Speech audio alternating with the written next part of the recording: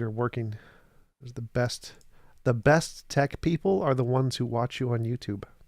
Right on. Yeah, I retweeted it. I just found it. Live. You're working. Nice. Does. It looks like we are live. So, Hake, thanks for coming on. Really appreciate you taking the time to have a conversation. Would you mind telling us a little bit about yourself before we get started?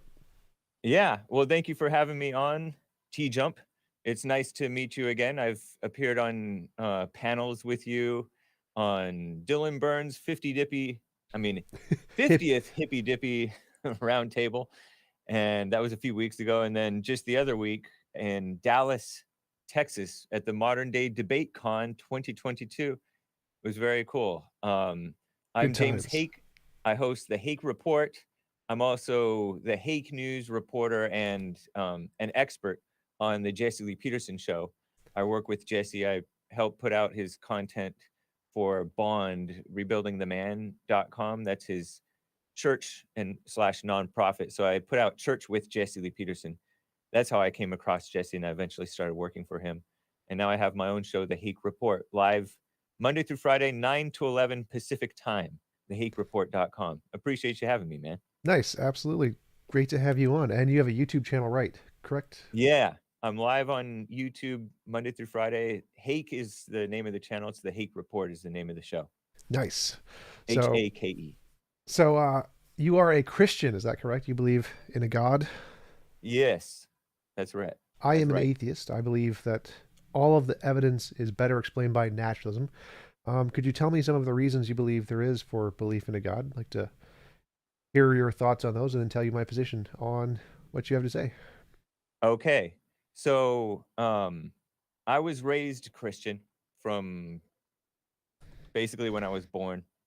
My parents were grew up going to church, and then they became more serious about it after high school, and then they had a 5 kids. I was the 4th, and I believe in God because I never found a reason to reject how I was raised. It always rang true to me, and when I read the Bible, the principles of the Bible all ring true, and the miracles in the Bible don't bother me. I know that a lot of atheists get hung up on those, but I just can't relate to that. Um, and then all of the men in my life whom I have looked up to and admired have been Christians and pretty serious Christians. And and then when I look around me, I don't see how you can look around at creation, if you will, and be an atheist. I don't know what you mean by naturalism, but when I look around, I'm like, it seems there's a God. So I don't know exactly the nature. And the again, I'm a Christian. The Bible, much of the Bible really rings true to me. There's some stuff in it that doesn't really have anything to do with me, but that's I think pretty much why I believe in God, why I continue to quote unquote believe in God. Cool. So, some of the reasons I am an atheist are like contradictions between the Bible and archaeology and history. Like, the fact that all of the evidence points to the fact that the Exodus didn't exist. Most of the matriarchs and patriarchs didn't exist. Moses is considered to be a fictional character. Cain and Abel, Sarah, all the people from those time periods seem to be fictional. The first existing one, I believe, is around King David. He's a real person. All the miracles seem to be unsupported by historical accounts. That seems to be the consensus in history that they're the testimony of the eyewitnesses seems to have been mostly made up because that's the standard in the time, standard of all religions, that they aren't real things that happen. They're just kind of made up, like even in today's religions. Oh, Historical okay. accounts aren't real evidence for miracles. Um, all of the evidence from things like biology, Darwin's Origin of Species, the progress that have been made in science seems to point away from a God based hypothesis, and that most religious explanations tend to have to accommodate the scientific data, not the other way around. So we don't really gain much knowledge about the world from any kind of religious doctrines, so it seems more like they were just stories made up by people. All of the different models in physics seems to point away from cosmic creation. The order of creation in Genesis seems to be inaccurate. Prayers are not answered when we do studies, prayer studies. The rate at which prayers are answered are the exact same for all religions and no religion if you don't pray. So it's essentially the same as random chance. To me, it looks like the world is just naturalistic. You mentioned you didn't know what I meant by naturalism. Naturalism is just the Yeah. view that all there is natural, unguided forces, no ultimate mind guiding everything. And that seems to be the best explanation of all the different evidences we have around us in the world. I don't see why we would think there was a designer. You mentioned when you look around, you feel like there's a designer from something you see around us. What is it that you see that would indicate a designer to you? I didn't think of him as a designer, but I suppose that too. But just looking at how did this all come to be, it just seems like it would be from God. You know? Like, do you think about I don't know if how things started is important to you or if they always were, or what do you mean by that? Yeah, yeah. So I mean, why would you like my position is that yes, things must have started somehow in a way. Like there must have always been some existing thing, whether that's a god or a natural force like a quantum field. There has to have always been something. But I don't see any Yeah. reason to think that God or a mind would be that thing. It seems more likely to be like a quantum field is the more likely explanation. Like in physics, we have lots and lots of evidence of quantum fields being fundamental to reality. But there isn't really any evidence for non-physical minds creating the universe. So why would we prioritize or think that a mind is a better explanation of the origin of the universe than something in physics that we haven't discovered yet? Oh, I don't know. I don't know. For in other words, you're suggesting that there's something else that I don't know what you mean by quantum physics. I haven't really looked into that at all. So yeah, quantum physics right now, the consensus in physics is that space and time are emergent fields, meaning that they come from more fundamental things in physics. Yeah. And anytime in physics people thought a god was the solution to something, like when we see lightning in the sky, people thought Zeus or Thor or whatever. It was always discovered later to be nope, that's actually just some natural phenomenon we hadn't discovered at the time or we couldn't imagine. In the case of lightning, Oh, it was trillions of particles that are uh, different temperature cause that rub together when they move. Heat rises, cold falls, and it causes friction, and that friction builds static electricity enough to build electricity, which creates a giant lightning bolt. And I so see. the same thing would apply to the origin of the universe. Like, why would we think the origin of the universe is any more likely to be explained by a god than electricity or whatever? Why wouldn't we prioritize it's just an unknown, unguided natural force like all the other things that were thought to be gods? Volcanoes, earthquakes, stars, just everything. Yeah. Interesting. I don't know. I don't know why, I don't really have an answer for that. I, you grew up Christian Mhm. and pretty serious Christian as I understand it. And then you went away from it in your mid to late teens.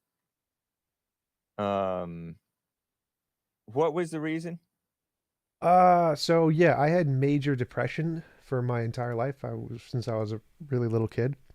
And I prayed every day, morning and night, and I believe that there is this all-loving, all-powerful being who was there to help and cared about me more than anything. And Yeah. after not getting my prayers answered for many, many, many years of this, I stopped being able to believe that there was an all-loving being who really cared about me. Um, Yeah. I didn't even learn about atheism or philosophy until many years later. I think I didn't start researching that until mid 20s. So yeah, the reason I stopped being religious was because none of my prayers were ever answered, and I was in quite a bit of emotional pain and needed a significant amount of help that I never got from any religious sources. Yeah. Wow. Um, yeah, I don't know. I don't really have any answer for why somebody should or should not believe in God. I think that it just people most of the world believes in God in some form, although most of the world has the wrong idea about it. So I think that um and I think that atheism is kind of another example of having the wrong idea about it because it it seems like it seems like you would just leave that open for an "I don't know" type of thing, as opposed to it must be it must be explainable, we just haven't found it. Does that make sense? Yeah, for sure. But why wouldn't it we prioritize the idea that it would be explainable by naturalism? Like it seems like we can make a reasonable evidential based argument that most things humans come up with are just things they've made up in their imagination. Right. And it's only reasonable to believe something isn't imaginary once you've provided some kind of evidence that can differentiate imaginary things from real things. Yeah. And if you haven't provided any evidence to differentiate imagination from reality, then it's reasonable to conclude whatever somebody's saying is probably an imaginary, non real thing. And so until real evidence is provided for a God, it seems like the reasonable position is to say that that's probably just something in people's imagination, just like all the other things were leprechauns, ghosts, fairies, all of those things that humans made up were due to the anthropocentric fallacy, the hyperactive agency detection system, where people are like it back in thousands of years ago when we were hunter-gatherer societies, we'd hear a rustle in the bushes, and people who thought it was a lion would always run away. They just always run away because it's like a lion, Right. don't want to get eaten, survive. And the more skeptical minded people were like, you know what? I'm going to wait and see. I'm going to wait for more evidence. And like, I don't Yeah. know, it might be a lion, it might be the wind. Well, they got eaten more often. And so they aren't the ones that got the pass on their genes. And so Mhm. the kind of mind that we have evolved from one that prioritizes agency and everything. It just sees rustle in the bushes or monster under the bed or any like dark alley. There must be like some kind of a evil person there or something. Wherever we see mystery or something we don't understand, our brain defaults to saying that's agency and we need to avoid it because it's dangerous. And because of that, this is where all the religious beliefs come from, where all the feelings of like when we see a scary movie and when it's over and you have like a dark and you have the lights off or something, you feel like, oh, there's a monster in the corner. All of those kinds of Right. sensations are just a result of this hyperactive agency detection. And so it seems reasonable from an atheist perspective that, oh, this God thing probably also hyperactive agency detection, probably imaginary. And until there's actually really real evidence provided for it, we should probably just default on that. Huh.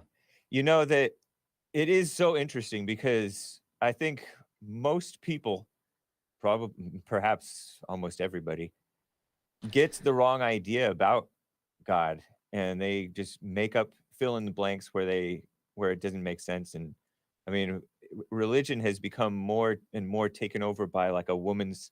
It's become more and more a woman's thing where the women want to go to church, the women make the kids go to church, the husband or the would be boyfriend becomes a Christian because of the woman, That's and the Pine Creek theorem. Actually, one of my good friends, Pine Creek, he says that women have converted more men than all apologetics. yeah, and and I don't think that's conducive to like really finding the truth about God because it's people don't I don't think that people generally, including whether atheist or Christian or any other religion or whatever, I don't think most people base their at root beliefs on logic and reason. Um, it's just presumption, a lot of presumption, some experience, and then I don't know. But people fill in blanks. You're so right. People do fill in blanks where they don't actually know God is this way or that way.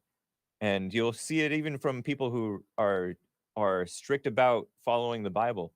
They will interpret it in a way that it doesn't even so that the Bible doesn't actually mean what it says.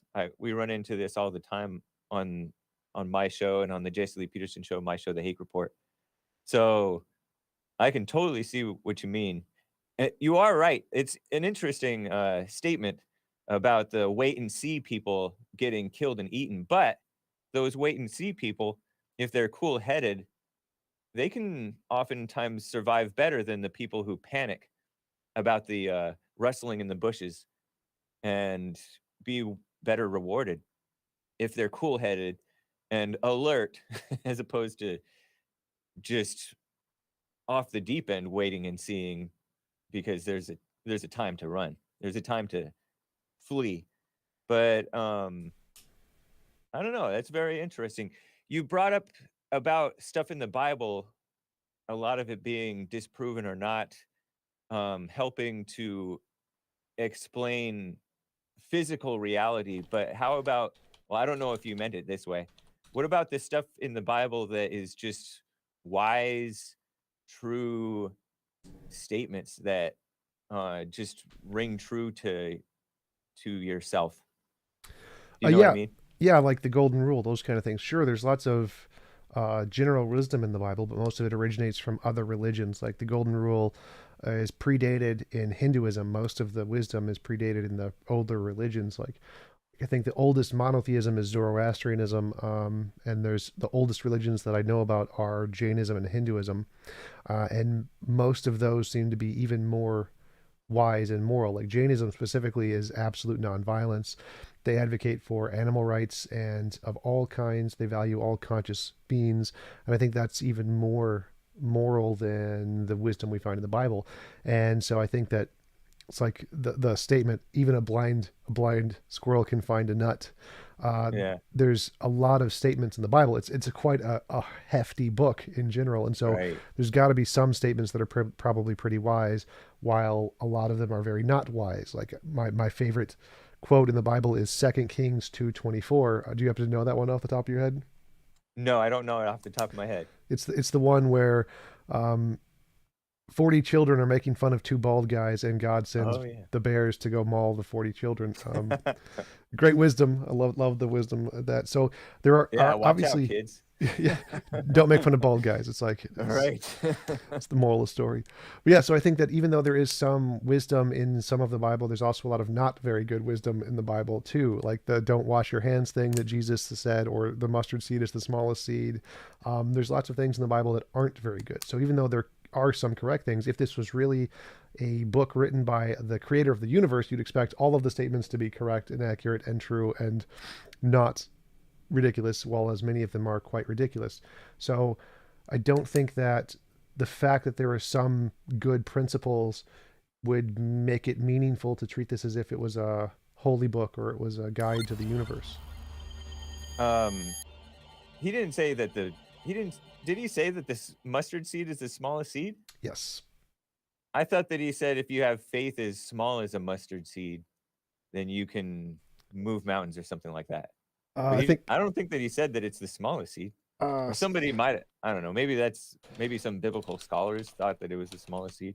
But I don't know of him as, I mean, that's not even a wisdom saying. That's just him making a point about faith, I think, as I recall.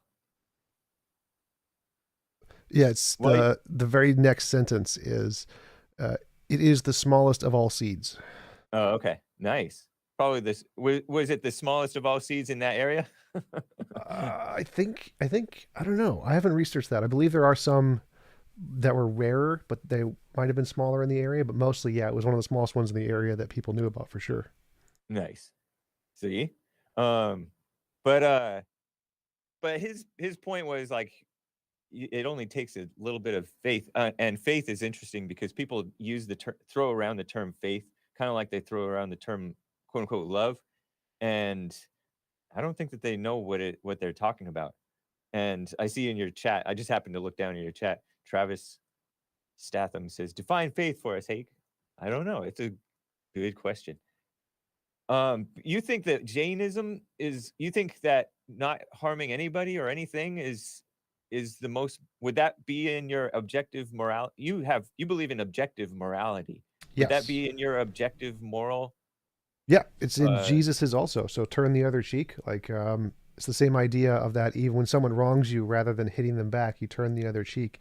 Jainism Uh-huh. just takes that to a much more extreme of don't harm anyone even if they're attacking you.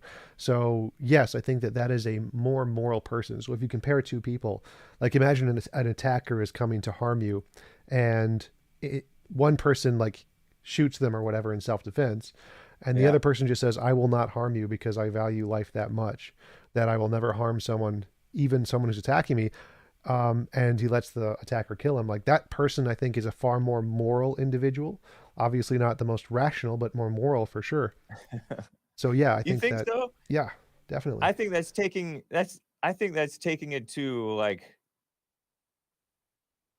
you could even argue that it's not moral because he won't even do that to protect people, innocent people, right? Or No, no? they will do it to protect innocent people because then they weigh the lives of the people to be harmed. But if it's Okay. just themselves, so if they're sacrificing just themselves, then they will do that rather than harm another person. And that seems to be extremely moral. That seems to be taking the turn the other cheek from Jesus very literally. Yeah, and I don't know if Jesus meant it like that. I don't think he did. Um, huh, interesting. You said a few things. You said that people use the term God in an incorrect way and the term faith. Could you explain, like, what is the correct way to approach And learning love about God? Yeah. and love. I think that you have the right well, you mentioned the wait and see type of thing because people tend to say stuff is God when it has nothing to do with God. People will say, "Oh, God told me this. God told me that. I prayed to God and I talked to God." And really most of the time I think people are talking to themselves or to the ego, to Satan. And so I think that people should have more of a like what you said, wait and see and stick with what you know as opposed to assume. Does that Yeah, make for sense? sure. Is there, but is there a more like when we say wait and see, is this wait until after we die and see, or is there some kind of a No. methodology to like differentiate correct um, interpretations of God or incorrect interpretations of God here and now? I think that you can sense genuineness sometimes, or some people can anyway, in people. I think most of us are blind and stubborn, and we're going to cling to our favorite lies, and they're kind of almost chosen for us in a way. Like I don't think that we really. I don't even know if there is such a thing as thinking for yourself. You know what I mean? Um, Not exactly. so they say think for yourself. And so the liberals are saying, "Oh, I'm thinking for myself," and the conservatives say, "I'm thinking for myself." But really, I don't know that people are thinking for themselves. They hear information and sometimes it may change their mind, but for the most part, people aren't changed by so much information as every now and then, like there's an eye-opening thing. Something comes in at the right time to enlighten you or to change your mind. Like your experience with you grew up in this thing where you thought that you were going to be praying and healing from the depression thing, and then you kind of fell away from that. Like people's lives develop like that, kind of more naturally, as opposed to.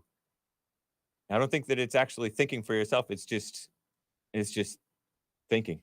Does that make sense? I Yeah, don't believe that there's like a. It's like not even a free will. It just happens to you. Does that make sense? sort of. Yeah, I think that there's definitely in group and out group biases where people just believe what their group tells them just because it's a part of their social cohesion thing. I think that's both on the left and the right, and in religious groups and in many atheist groups. But I would say that, for example, the atheists seem to be approaching trying to learn about God in the most genuine way possible. They read the Bible, they test prayer, they try to compare the statements in the Bible to reality. I mean, there's several studies that have been done on atheists' knowledge of the Bible versus Christians, and atheists tend to have a greater knowledge of the Bible because they spend a lot of time researching it because they take it very seriously. Yeah. And so, do you think that that is a good way to approach trying to learn about God, of reading the Bible, trying to compare its statements to reality, seeing if it has wisdom that you agree with or things you disagree with. Is that a correct way to approach trying to learn about God? Um, I suppose if you're sincere about it, people search in they say, "Seek and you will find," like in the Bible, I think it says, Hmm. "Seek and you will find when you if you seek with all your heart." And I I think if people who are really searching, they'll probably go they'll probably go in ways that are dead ends frequently, but I think that those who are really seeking will find what they're looking for eventually. Yeah. I don't know if the atheists are doing it in that way. Many atheists are like on a mission to some atheists are it seems like are on a mission to like disprove it or, like you said, try prayer. Like if they are predisposed to be atheists, I mean, they can't really help but be atheists. They can't they already kind of don't want to believe in God anymore. So and then We the people who wanted to believe in God, they can't help but just want to believe in God, but they can't you can't force your beliefs by desire either. Either you see it or you don't. Well, I think usually that's for atheists, it's because they were brought up Christian and they're right. losing faith and they're desperately trying to cling to it. So they're trying to find any Oh connection yeah. with reality that they can use to bolster their faith. They're trying to say, they look into the history and say, well, did this really happen? Is this supported by history? And when they find out it's not, like many young earth creationists, this is a very common thing for young earth creationists to lose their faith, is when they look into the Yeah. age of the earth and they realize, oh, cosmic microwave background radiation 13.8 billion years ago, that's a lot more than 6,000 years. Or dinosaurs, which are millions of years old, or we have societies that are over 6,000 years. When they actually look into the history and it contradicts the version of the Bible they were taught, that's when they lose their faith. And the same thing happened to many people. I think there was a poll that was a few years ago that stated half of the reason why people leave Christianity was for moral reasons, and half was for scientific inaccuracy reasons. And so it seems like atheists, the vast majority of them, is like they're trying to bolster their faith when they're losing it, and when they actually look into the data, it ends up challenging their faith more. And so they are usually genuinely looking to try and believe, but they usually find Okay. things that weaken their faith. Yeah. Like I said, you can't really make yourself believe something. Um and that's interesting. I have a suspicion, and I think it might be common, that a lot of times this happens in adolescence or post-adolescence, where people are getting into sex and all this other mess, and they're just going deeper and deeper into hell because kids start out bright and free and happy and honest, and then as they become kind of like dead. I've seen it so often when they become like 9, 10, 11, 12, 13, 14, 15, 16. And then so they start to lose like the morals, perhaps false idea about morals, if you will, but they also like kind of throw out the baby with the bathwater. Because I can't picture somebody, I mean, I suppose it's possible, right? I can't picture somebody really being in an existential crisis about the age of the earth and stuff like that, because none of that stuff matters to me either way or bothers me either way, because it doesn't affect my life in reality. You know what I mean? But they go in and look for stuff to prove it. And I do find that there is this excitement among both Christians and secular type people to prove or disprove this or that, or find quote unquote reasons to believe, and have these stories of people going dying and seeing heaven and then coming back and telling the story. It's all this, to me it's like a shallow intellectual justification for just something that should be informing how you live from within.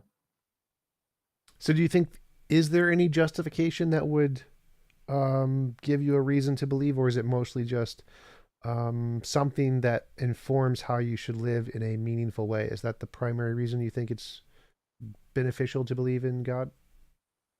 For me, um, I have this assumption about God that that um, living for Him really would be the best for me, the best for my life.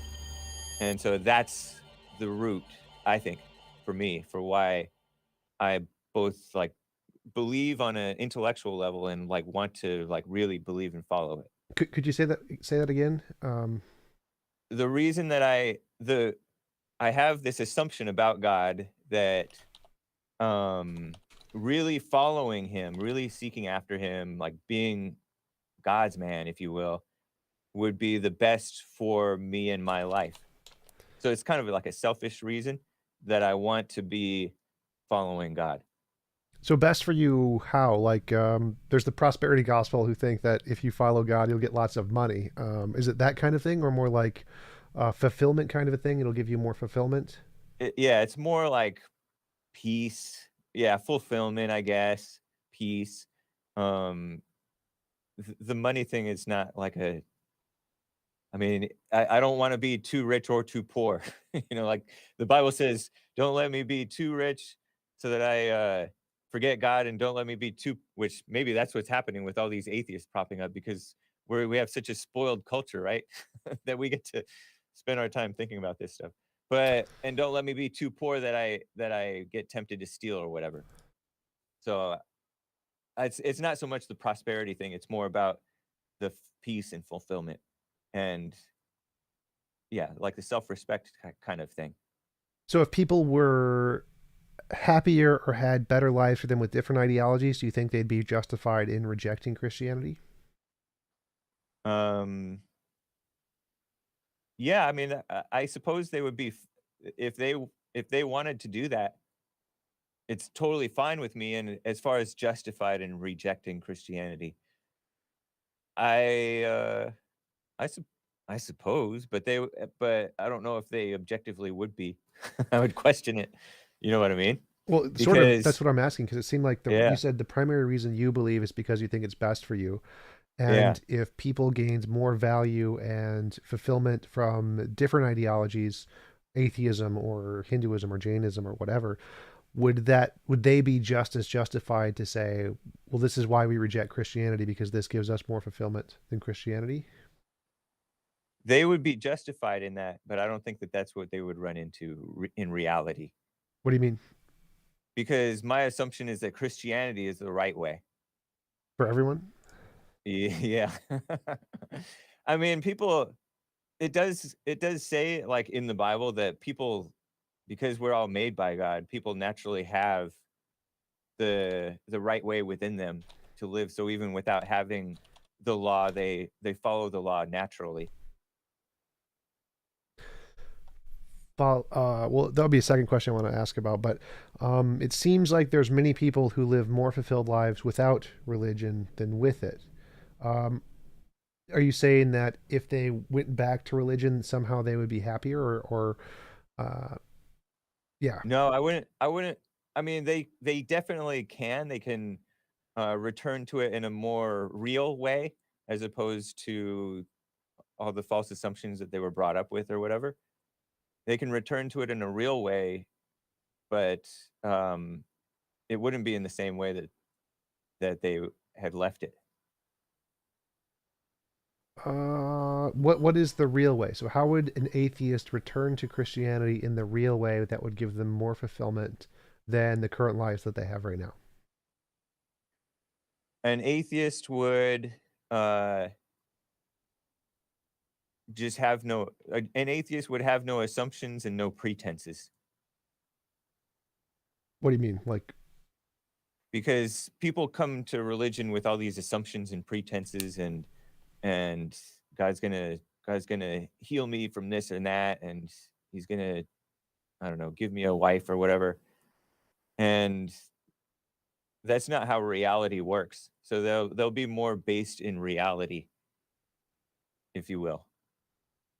how could they be more based in reality? Because I think like the goal of most atheists is to believe as many true things and as few false things as possible, and so they build most of their ideology based on reality to the highest extent they can. how could they include God in that and have it be based in reality in a way that is more so than science? By being open to God, because science and intellect are pretty they don't have much to do with how people really live. What do you mean? Because science has a pretty important impact on how I live. TVs, It healthcare, insurance, cars, phones, cool phones. Yeah, those things are just like physical things, but in your like your morals, right? You believe in this objective morality thing. That doesn't I suppose you could say, "Oh, it's scientific," because I'm basing it off of observation and results and stuff. But science is just an observation thing, testing and observing. And that's what that's what life is supposed to be, is like test observing and living. Yeah, yeah, for sure. But I'd say that most atheists have tested and observed that the Christian way of life causes them a lot of suffering and they don't get fulfillment from it. And the atheist or other religions, they do get a lot of fulfillment from. So how could they go back to the Christian way of life and get more fulfillment from that? Because it seems like you're saying that you believe Christianity is the right way for everybody, but when they're actually living their I don't know if lives. I would put it on everybody, but because most people are gonna reject it and just not see it. But go ahead. Yeah, But go because the ahead. Yeah. question, the statement was is that it seems like you're saying that people would be happier if they were Christians or if they lived Christian lives, and to me that Yeah. seems inaccurate. I think that many people, most people would probably be less happy if they did that, which is why they're leaving because they found a better way to live, a happier way to live without Christianity. But most atheists, I mean, I don't know if I've met an atheist who's really at peace, who's like an admirable person. I haven't met many people, period, who are really at peace or admirable people. The only ones that I have met have been Christians. But I would say that most people aren't really, they're just gonna find like a measure of imitation peace, and most people are just headed for hell anyway. I mean, most people aren't gonna accept God. I think that's biblical even, that most people are gonna reject it, gonna reject reality. So Well, they will have like they'll be more at peace because they don't want anything to do with God or reality. isn't that a contradiction with what you said? Because if being Christian makes you more at peace, then how can people be more at peace by being not Christian? They are more at peace because they're not gonna accept it anyway, and if you're not gonna accept the truth, then you can never be at peace with the truth. If you can accept it, then you like, if it was given to you by God to accept the truth, to see the truth and accept it, then you will accept it, and then you will be at peace with it. But most people hate the truth. Like, you see people overreacting to, like, Trump when he said something that was true, or people overreact to Jesse Lee Peterson when he says stuff that's true, and he's just saying something that's true and being totally peaceful about it, but most people reject that, and it disturbs their peace, so they're more at peace staying away from the truth than they are being at war with it. Well, But my position is still that Christianity is still the right way. I wouldn't say that it's for everybody, but it's the right way, and it should be kind of imposed on the world, you know what I mean? Like, politically, like, the Christians should be imposing on everybody else rather than everybody else imposing on the Christians, but that's a separate subject, kind of. well, yeah, that does seem to tie in because it seems like to me the best way to assess happiness is like we were talking before, test and see. We should test the different ways, find out what works best, and then go with what works best. I think science. I'm a big science advocate, so I think that's the best way to do it. And it seems like a lot of people are going away from Christianity. In fact, the majority of the world is going away from Christianity because it works better for them in a lot of ways. It seems like Christianity is an archaic system that was beneficial for a certain people or a certain time period. But now, as we are advancing in technology, that we have better ideologies, more moral ideologies, things that can give us better insight into the current world. And inform our lives and how we can live them in a better way than Christianity did. Um, I don't understand why you think it's that the old Christianity, which seems like an archaic religion, would give us a better way of life today, when it seems to be something that doesn't really apply to modern life and seems to apply more to life thousands of years ago. But does it though? Because there's some basic wisdom about dealing with people and about men and women that and about sexual stuff and all that stuff that is basic to New Testament Christianity. Like one wife, one man, one woman. Um husbands love your wives, wives respect your husbands, children obey your parents. And that's being thrown out the window. And yes, the rest of the world is rejecting that, but the rest history, as you know, I think, does this. It goes in like waves. So we're in a wave where we're just going down. As we're getting more and more spoiled in life, we're going downhill morally. And in your perception of scientific measures of happiness, which I don't know how you can really measure happiness because people aren't really people are in states of denial and all that stuff. Like you and I argued about the transgender thing because you thought that the transgenders are feeling happier because they are putting making changes to their body and putting things in their body that makes them feel more at peace and have a greater so-called sense of well-being. But these are not things that are based in reality. It's based in like a scientific study of statistics on people's feelings rather than rather than and we're bending more towards like communism, atheism, globalist socialism, and there's a major divide among the people in many of the countries on whether we're progressing or falling into hell.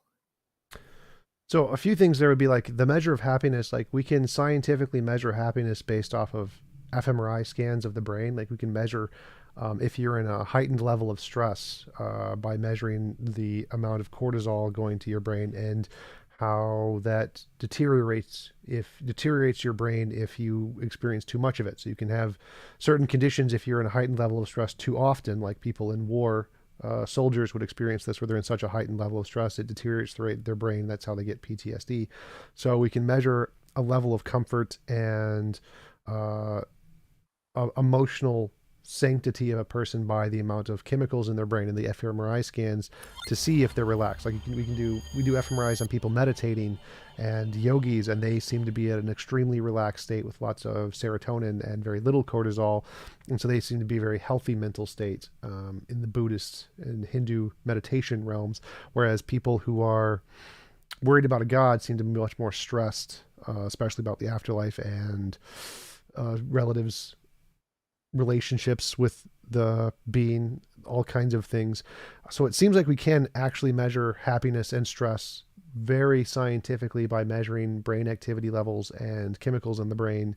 And so we can know that this ideology or this method is better for people's psychological health and well being than this ideology. So it's not just internal asking about people's emotions, but more looking at fMRIs, looking at the brain scans to know what a healthy brain looks like versus what an unhealthy brain looks like. Just like we can look at an unhealthy lung and compare it to a healthy lung, we can see the different patterns in the activity to know which one is good and which one is bad.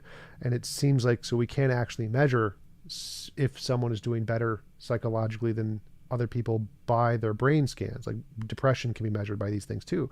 So it seems like we can determine that yes, this person is doing better than they were when they were a Christian, or this person is psychologically more healthy when they go through a transgender therapy or whatever. We can measure that scientifically rather than just doing asking them about how they feel. Interesting. Yeah, I mean, the people have the wrong idea about Christianity, so they start thinking about stuff that they start getting into their imagination about the afterlife. Um, why not look at the root, question the root of not to harp too much on the transgender thing because it's a side topic, but why not look at the root of the transgenders, why they feel this way that's detached from reality?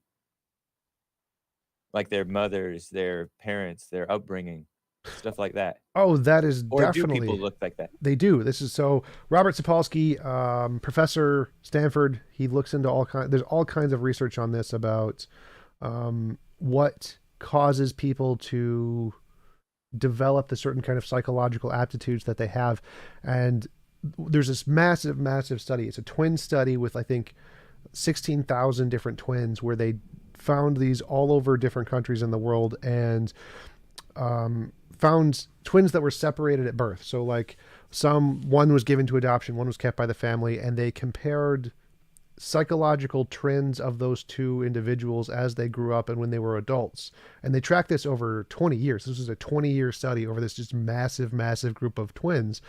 And they found that a lot of the things that develop in their psychology is mostly due to their biology. It has nothing like their upbringing is completely different because they're in completely different families, completely different social situations, different monetary situations, different education. All these things are different, but but when they grow up, they seem to have a lot of similar belief structures because a lot of their structures are determined by their biology unless they go over severe trauma. So severe trauma can definitely change that, or significant amounts of happiness and joy can change that. But since the average human being, essentially, as long as you're in a first world nation, is decent in general, the outcome is more tended towards biology than from social impacts in the world in their upbringing. So things like transgender have been identified as natural phenomenon in the brain, just like other kinds of psychological phenomenon. It has nothing to do with upbringing as much as it does certain kinds of pathways that are developed because of gene connections. You think gene connections? What about the state of the mind of the mother or the state of being of the mother during pregnancy? I wonder if have that has that been looked into? State of being, like yes, like if the mother is in a higher level of stress, that doesn't really cause transgenderism as much. It causes other things. It can cause Mhm. depression, anxiety in kids. Yeah, so the mother's mental state and the chemicals being released by the mother definitely affect the child. I don't think any of that could cause transgenderism specifically. It's too much too specific. Yeah. There's definitely impacts that can happen, and I know that if the mother is too stressed, that can cause a huge negative impact on the psychology of the child for sure. But those are usually much bigger problems than transgenderism. Those are like um, Yeah. super bad psychological things that really screw you up. That can cause like forget what they are all. There's actually big conditions kids can get if they're exposed to too much stress as a child that can be completely debilitating in the brain. But yeah, they can definitely have an impact, but it's unlikely to have such a specific impact to make someone transgender. That's highly unlikely. Yeah. Did they have they looked into, like, the how a lot of this stuff is catching, it's cool now. It seems to be like, um seems like there have been waves where more people end up being gay, quote unquote gay or into the um unnatural sexual relations or whatever. You know how it's cool now and all that's promoted and there's others around them. Is that have they looked into like how it's catching? You know what I Yeah, mean by catching, like contagious, yeah, social yeah. contagion? Yeah, so the social acceptability impact seems to have more to do with how often people are willing to admit it. Like they've done different measures of cultures throughout time to see how many have like what percent is LGBT or something. Like and it seems Yeah. like it never goes above like 5 to 10% of the culture, and that's the same 10? usually across all different species and groups. It's doesn't really grow much because of societal. It's usually biological, and this is the same across not just humans. All lots of species have gay and non-standard heterosexual relationships, um, and so it seems to just be a natural phenomenon because of biology. And it's always the amount that is affected by sociology just seems to be how willing people are to be honest about it, not as much it doesn't actually affect the rate. The rate seems to be determined by biology. In this case, honesty is not necessarily a good thing because you don't want to it's something that should not be encouraged to be promoted. It should be something that because everybody has their issues, right? It should be something that's encouraged to keep quiet and overcome it if you can, or just keep quiet about it and deal with it deal with it quietly in the closet. Well, I'm not so sure about that. I think that if something is a biologically determined fact that you have no control over, and as long as you're not doing anything immoral, then we should allow it. I don't think there's anything wrong with homosexual relationships. I think that it's two consenting adults and they're fine to do whatever they want together. I don't think it's immoral at all. I don't think there's any reason to think it's immoral. It seems pretty obviously kind of an an unna an unnatural, like a, like what that guy Xander Hall told me, they call it homophobia, phobia, or transphobia. Phobia doesn't mean fear, he said it means aversion. Yeah, It yeah, seems it like means people have fear. a natural aversion, even they themselves, are kind of disoriented. It's like a sexual disorientation where they're like, "This seems wrong," and they know that something doesn't seem right about it. I think that it's I think that we all have issues and we don't know. I mean, you can say that there may be a biological weakness in them, but it's not I don't think that it's something that should be encouraged at all. Well, to me, like it does seem natural. It seems like this homosexual relationships are a thing that happen through all species. Like it's Oh, not. like animal like, but Yeah. we're not supposed to act like the animals. We're supposed to act like dignified human beings. Well, I think that would be two separate things there. The first thing is that is it natural, and to answer is it natural, we would look at all the other animals and say yes, they do it too. So it's pretty natural. I mean, that seems like a good way to define natural is if other things in nature are doing it a lot. Um, I don't know, like I don't see Are why. like 5 to 10% of animals doing that mess too? Yeah, yeah, it's all across Really, all it's 5 to species. 10. I think it is That's of all crazy. mammals. I think it's Wow. of all mammal, any mammal species, they all have that same kind of proclivities, and more in some. Like I think different kinds of chimps have significantly higher rates of homosexual relationships. Snakes Yeah, definitely have they're like a ton hypersexual. more, but I don't see why it would be. So it definitely seems natural to me. It definitely seems like yeah, this is a biological thing. It happens in all species. It doesn't seem to be a human thing at all. It's definitely a pretty common thing among animals.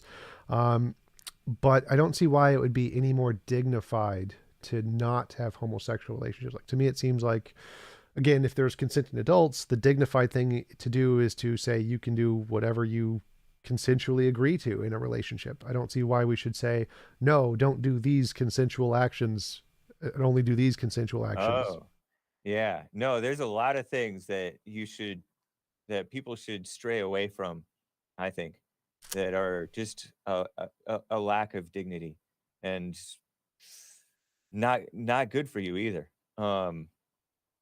Yeah, interesting. Wow.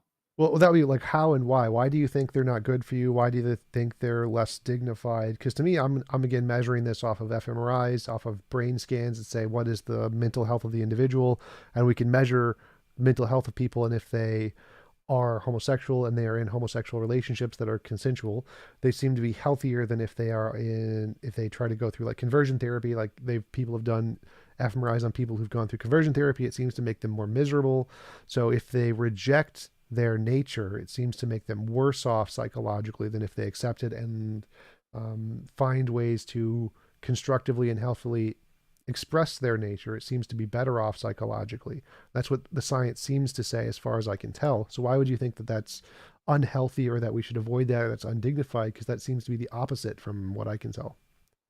Well, I mean, you look around you, the ones who are like radical and in your face are just some of the most miserable people. I Well, mean, we that all that that see applies that. to every ideology. So the Republicans on Twitter, the Democrats on Twitter, the Fair enough. atheists on Twitter. It's all they're all the ones that you hear the most about are the most annoying because the Yeah. news prioritizes the most annoying ones because it gets the most clicks. That's the news's fault. Blame the news. um, but it's I don't know. I don't see that that's a dignified thing, and the activity, especially among the males, is it results in like a whole lot of disease and early death and all kinds of madness. But it just and on the face of it, I think it's natural for people to have a natural aversion to it. And the push nowadays is to subvert what's natural to make us all accept what's unnatural, and even alter our bodies in unnatural ways and stuff like that. So Well, and in what go ahead. yeah, you mentioned that we have a natural aversion to it. We have a natural aversion to lots of things and lots of natural things. Like aversion doesn't mean it's unnatural. It just means that evolution has designed us in such a way that we want to avoid it. So it Right. doesn't necessarily mean it's bad or unnatural just because we have an aversion to it. Like social aversions happen all the time, and they're usually things we have to overcome to make progress. Like I remember there was the aversion to dead bodies was a big one. Um, that was it was illegal in many Islamic countries to ever desecrate a dead body because of this aversion, but people overcame that and ignored it. And the Islamic priests were making the exact same argument you are. No, this is unnatural. We have this aversion to it. We shouldn't be messing with dead bodies. But by understanding dead bodies, we made essentially all of the progress in science, in biology, and medicine that we have now by Yeah. overcoming that. So it seems like overcoming these aversions and finding ways to um, avoid the negative things while achieving the positive things seems to be a better way of life than just accepting these aversions are naturally true and then just living by them. It seems like we've made lots of progress by overcoming these aversions and finding ways to overcome these natural limitations that we have and live better lives because of it. But most people should avoid dead bodies, and when I say aversion, I don't mean taking it to like extremes. You still treat people by as with decency, even if they act like undignified animals. But you still that that's I'm not saying that you don't treat people well. I'm just saying that that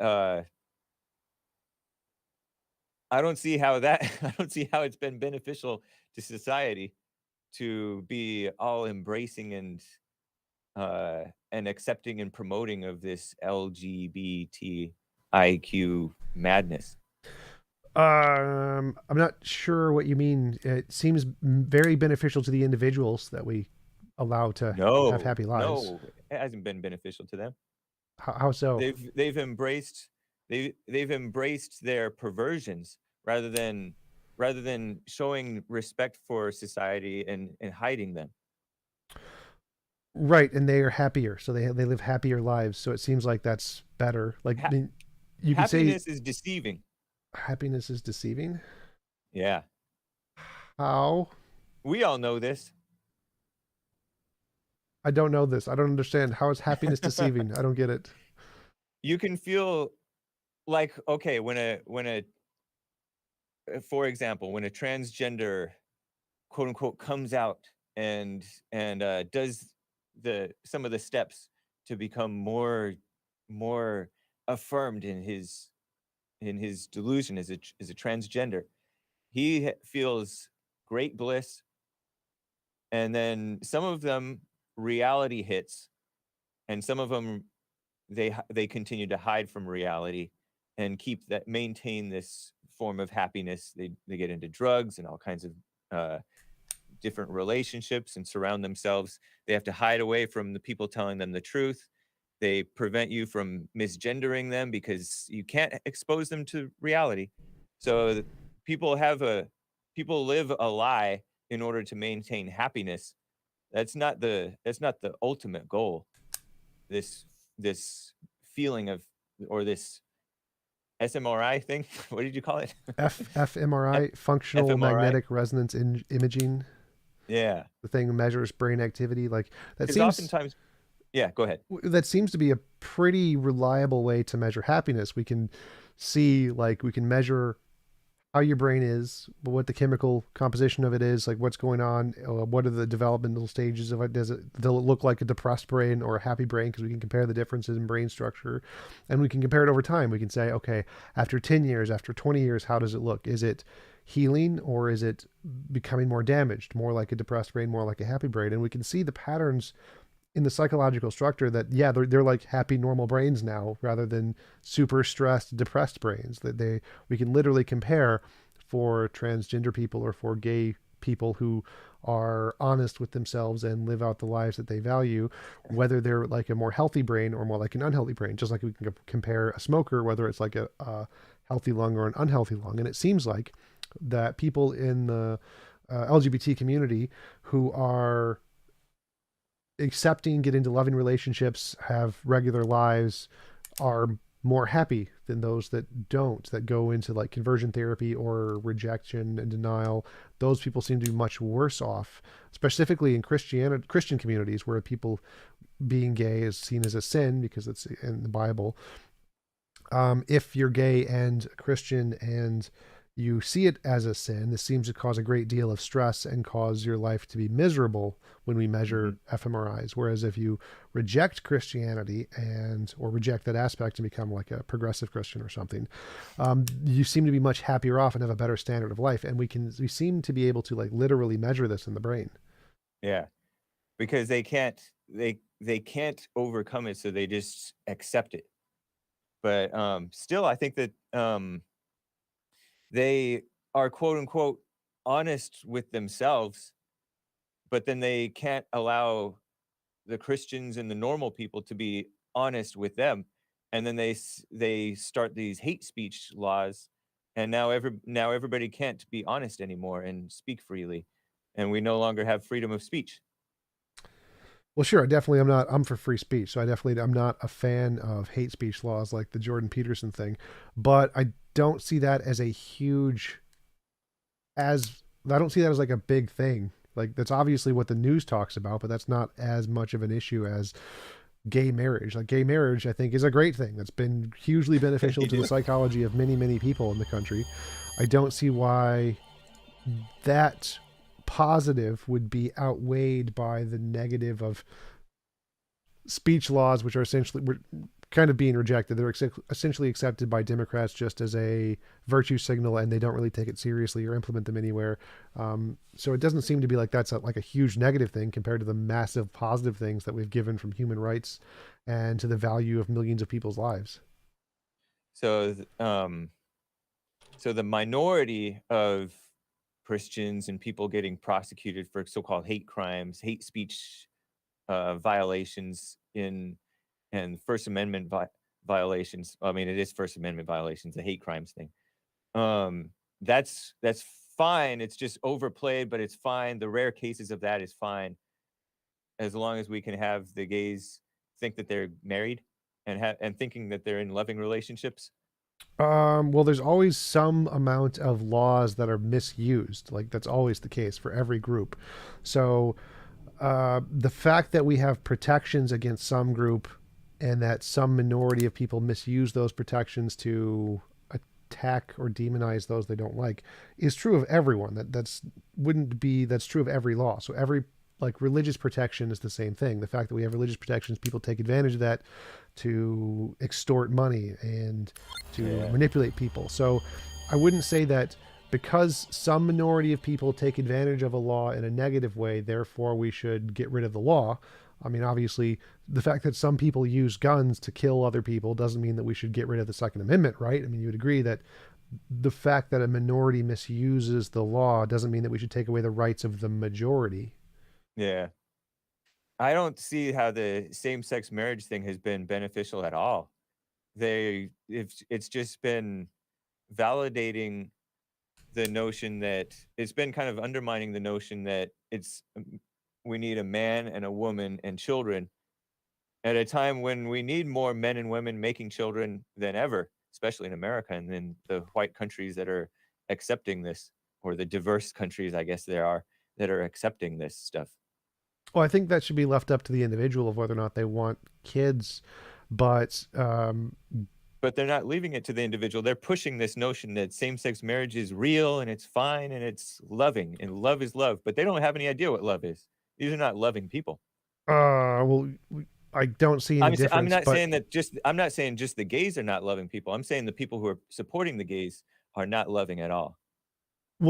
I don't see them as pushing it on. Like they're not pushing gay marriage. They're not like saying you should They marry the clearly same pushed sex. gay marriage. That was not No, no, no, no. I mean, it was not even something popularly uh, voted on. It was popularly voted against. no, no. I But mean, anyway, they don't push yeah. individuals to get Oh yeah. married to the same Right. sex. Yeah. They're like, if you want to, then you can. They're pushing Yeah. the rights of the individuals to be able to choose gay marriage, but they never try to push individuals to get married in a hetero or homosexual way. It's always up to the individual. So I don't see how your argument holds there, because it seems like giving people the option to do that, because if they're homosexual, they're not attracted to the opposite sex, so they're not going to have kids anyway, presumably. Giving them the option to get Many of them married, do. most of them don't. It's very rare, but many of them Yeah. choose to. Once they get married, they have health benefits. They have the ability to have a more stable home, more stable income, happier lives, productive. They're significantly more productive in the economy, and this affects millions of people. It's about, I forget, some some percentage of several million, 5 to 10 million Americans or something. Um, Giving them improved lives so that they can be a better have a better psychological standing and then a better impact on the economy seems to have a huge positive benefit for everyone, rather than persecuting them. So it seems like there's been tons of benefits of allowing You gay think it's marriage. you think it's persecuting them, not pretending that this is a marriage? Yes, because it seems to be like there's no real functional difference. Like, it just means two people who love each other, who are building a family together, and use that as a way to have financial and social security. It doesn't seem to be any different. But there's a plain difference because they can't build a family. They have to go outside of their homosexuality to build a to become quote unquote parents. Well, so do people who can't have kids, but that's also a thing. Like, many women can't have kids, but they still adopt, so they can still build a family. Like, I don't see But any that doesn't difference. make but that doesn't make homosexuality. There's a big difference between that and homosexuality. Uh, We know that. from the perspective of like what A benefits man the and a woman can have economy, actual sex. A man and a man cannot have actual sex. They have to have some weird kind of thing. from the perspective of an economic benefit, the economic benefit is the same either way.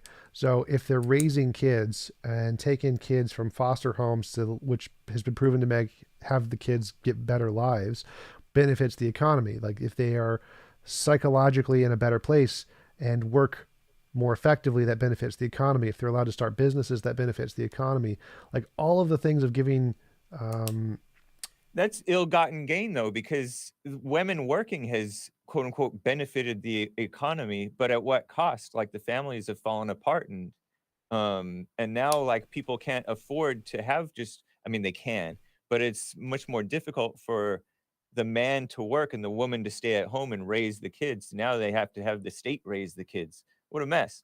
So this ill-gotten gain of benefiting the economy, you guys will accept anything.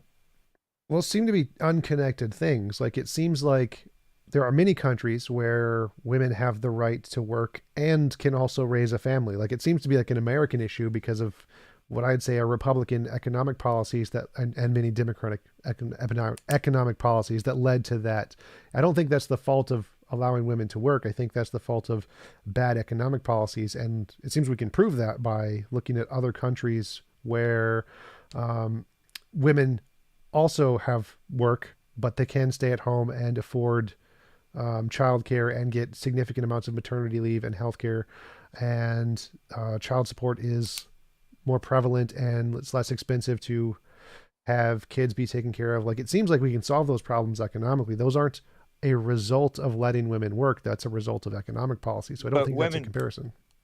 it is because women working has doubled the workforce. Yeah. So you have a surplus in labor when people don't and so therefore you have all this they have more money coming in, but they're able to pay less. And yeah, I mean you can bring in more subversion and socialism and government being the daddy and government being the mother taking care of the kids and stuff like that, or whoever subsidizing it. But I think it's you're turning things into more and more unnatural and going away from the family, which is going away from the best of civilization. Well, what do you mean by the best of civilization? Because to me, it seems like we are right now is the best of civilization. There is no better time to be alive ever. It's interesting times, that's for sure, because people are spoiled. They're all into their delusions and perversions, and there's all kinds of evil being accepted and promoted. It's sort of a soft evil, a nicey nice evil, as opposed to like the old school manly evil of like killing and pillaging. Although I think that's quite a bit of that is actually happening. Nice evil. Um, But there's a soft evil and there's a hard evil.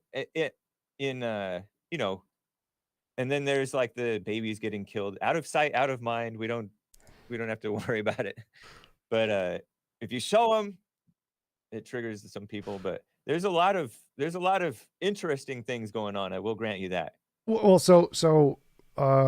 what are your thoughts on what I said about this seems to be the best time to be alive ever in human history ever, based on any standard? It Would you say that it's is there a better it. time? I have no idea. I have no idea. I don't know my history. Um, and I wouldn't wanna change it anyway, I live in this body, and I live in these times, and I wouldn't wanna change it. I like the challenge, and I like the benefits too. Well, I'm It's just going back right on now. what you said, where Mhm, you said you didn't see a benefit to all these things. Where to me, I'm seeing lots of benefits. I'm seeing like all of these things seem to be adding progress to human society as a whole, and that we can see that human society is getting better as a whole. And we can see that if we look across history, it seems to be worse in pretty much every respect in the past because we didn't have these things. And as we do become more technologically and intellectually advanced, we do expand the scope of morality to things that we thought were averse before. Like the same arguments you're making are the mhm. arguments that people made in hunter gatherer societies and when they wanted to stop women from working and all the different conservative viewpoints prior to today always said, no, we shouldn't change things. We should keep things the way they are. But it Mhm. seems like changing things have made the world a significantly better place, like in every way. Life expectancy, less war, less death, less crime, more happiness overall.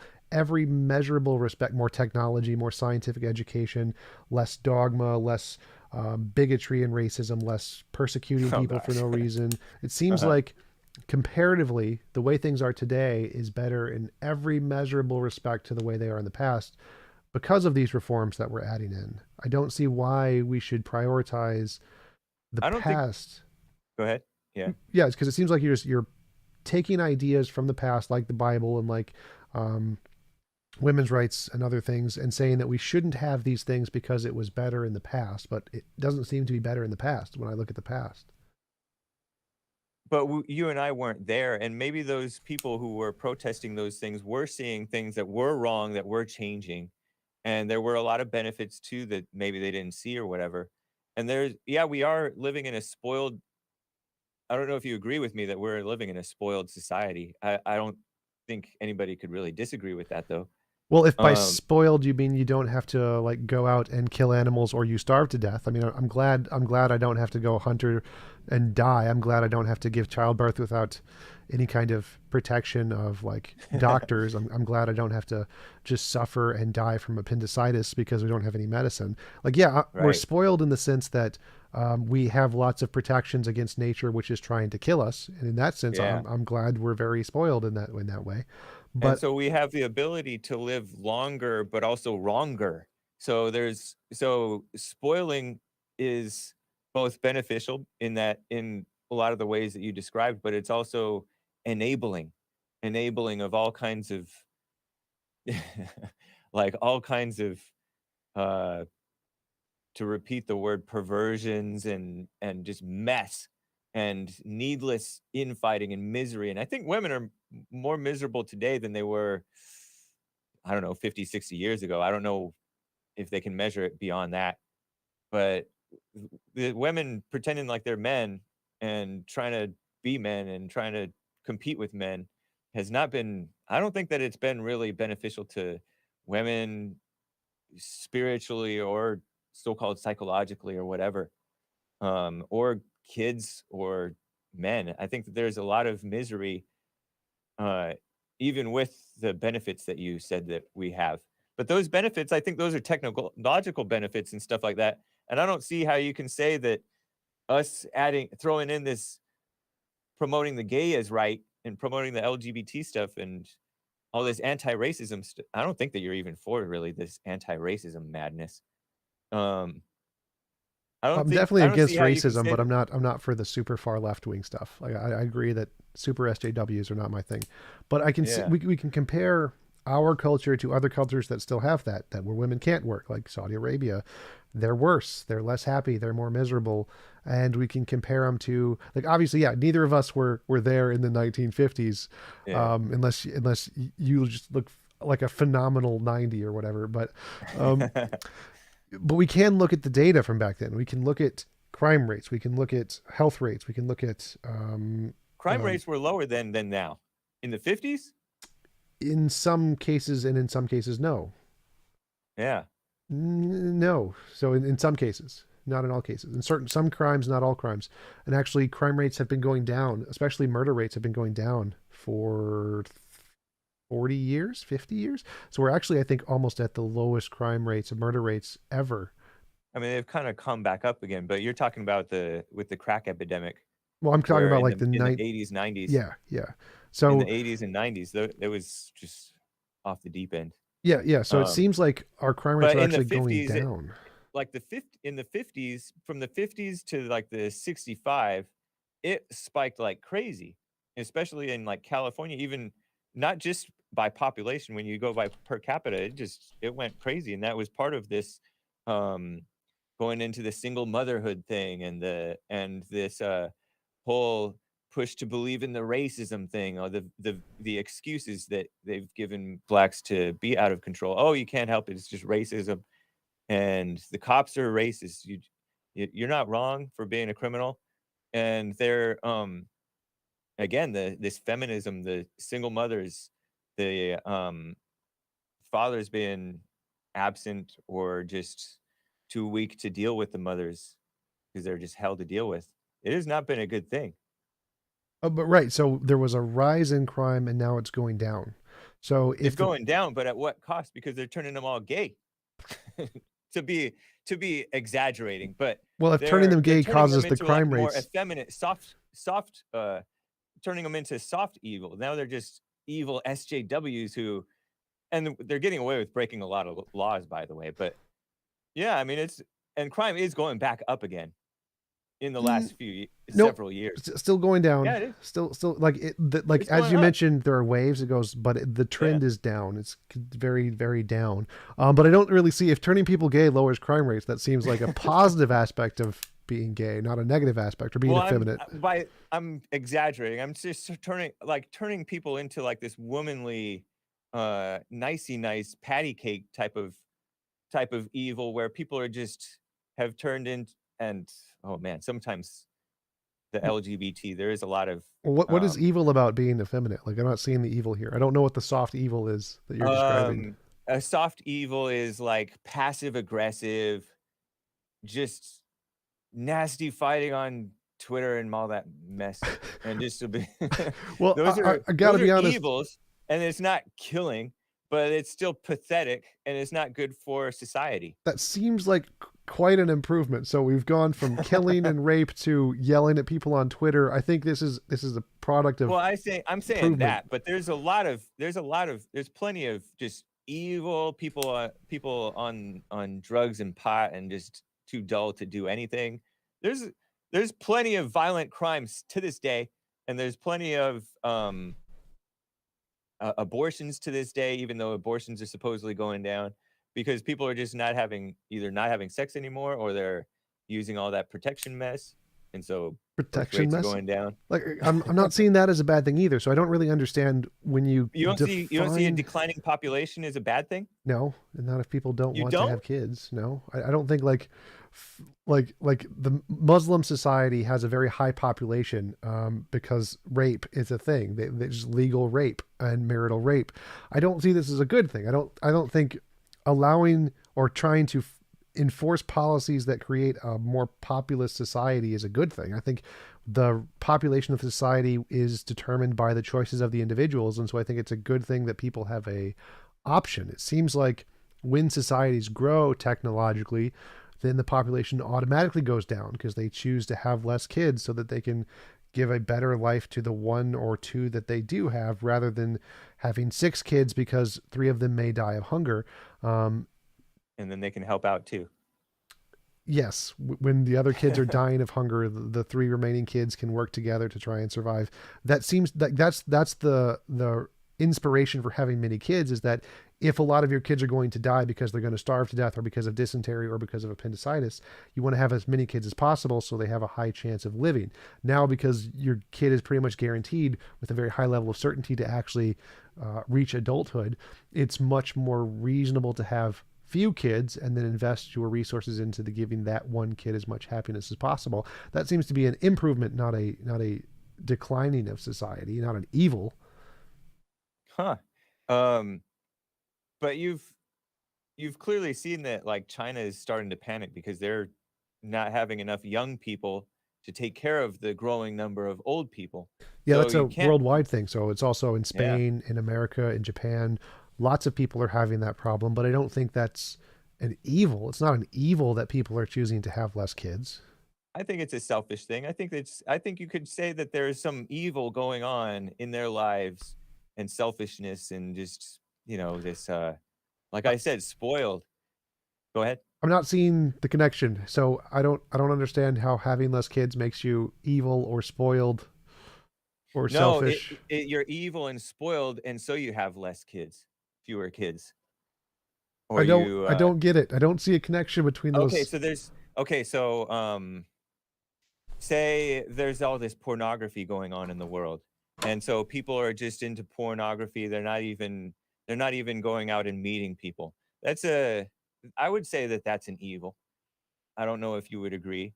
D- There's a lot of people doing that protection mess where they have sex out of wedlock all the time and just selfish and Condoms? use the women. What's that? Yeah, Condoms? condoms and all Protection that us? mess. Yeah, condoms, the pill. And so these women are thinking, "Oh, I'm gonna get my career. I'm gonna get my house. I'm gonna do this and that. I'm gonna get my so-called education." And then they end up all old and miserable, and then they're having these well, I was gonna say they're having these babies, sometimes they're deformed, or they don't even have babies at all, and then they're miserable, probably contributing to the misery of the women. Well, again, it Um, seems like if we're actually looking at psychological data, like they're happier, women are happier. Like obviously, no, they're not. you're cherry picking a Happier than what? minority than the past. Women, according to what I heard this from Stefan Molyneux. He said that women and I've heard it multiple times. It's a I thought that it was a well-known statistic, so I just assumed that it's true, that women are more depressed today than they were, I don't know how many decades ago, but I think women are more so-called depressed than before. Where did you Uh, get that they're happier than before? in aggregate, so like there's obviously more mental illness today than there was in the past. Like depression is higher than it was, suicide is higher than it was. See? That is a common thing when you have an abundance of Okay. resources. So like people, if you can, Because they're spoiled. Oh, go ahead. more like that, you can keep them alive. So if And empty. Yeah, okay, yeah, yeah. like You're right. if you can take 10 people, and if say in the 1920s three of them were going to die to disease, or if they were too depressed they wouldn't get any food, they die of starvation. Now Yeah. we have social services that'll keep them alive, and so if they We grow to adulthood they'll be more depressed. So in the Yeah. 1920s they'd be dead, and so there'd be less depressed people because they're dead.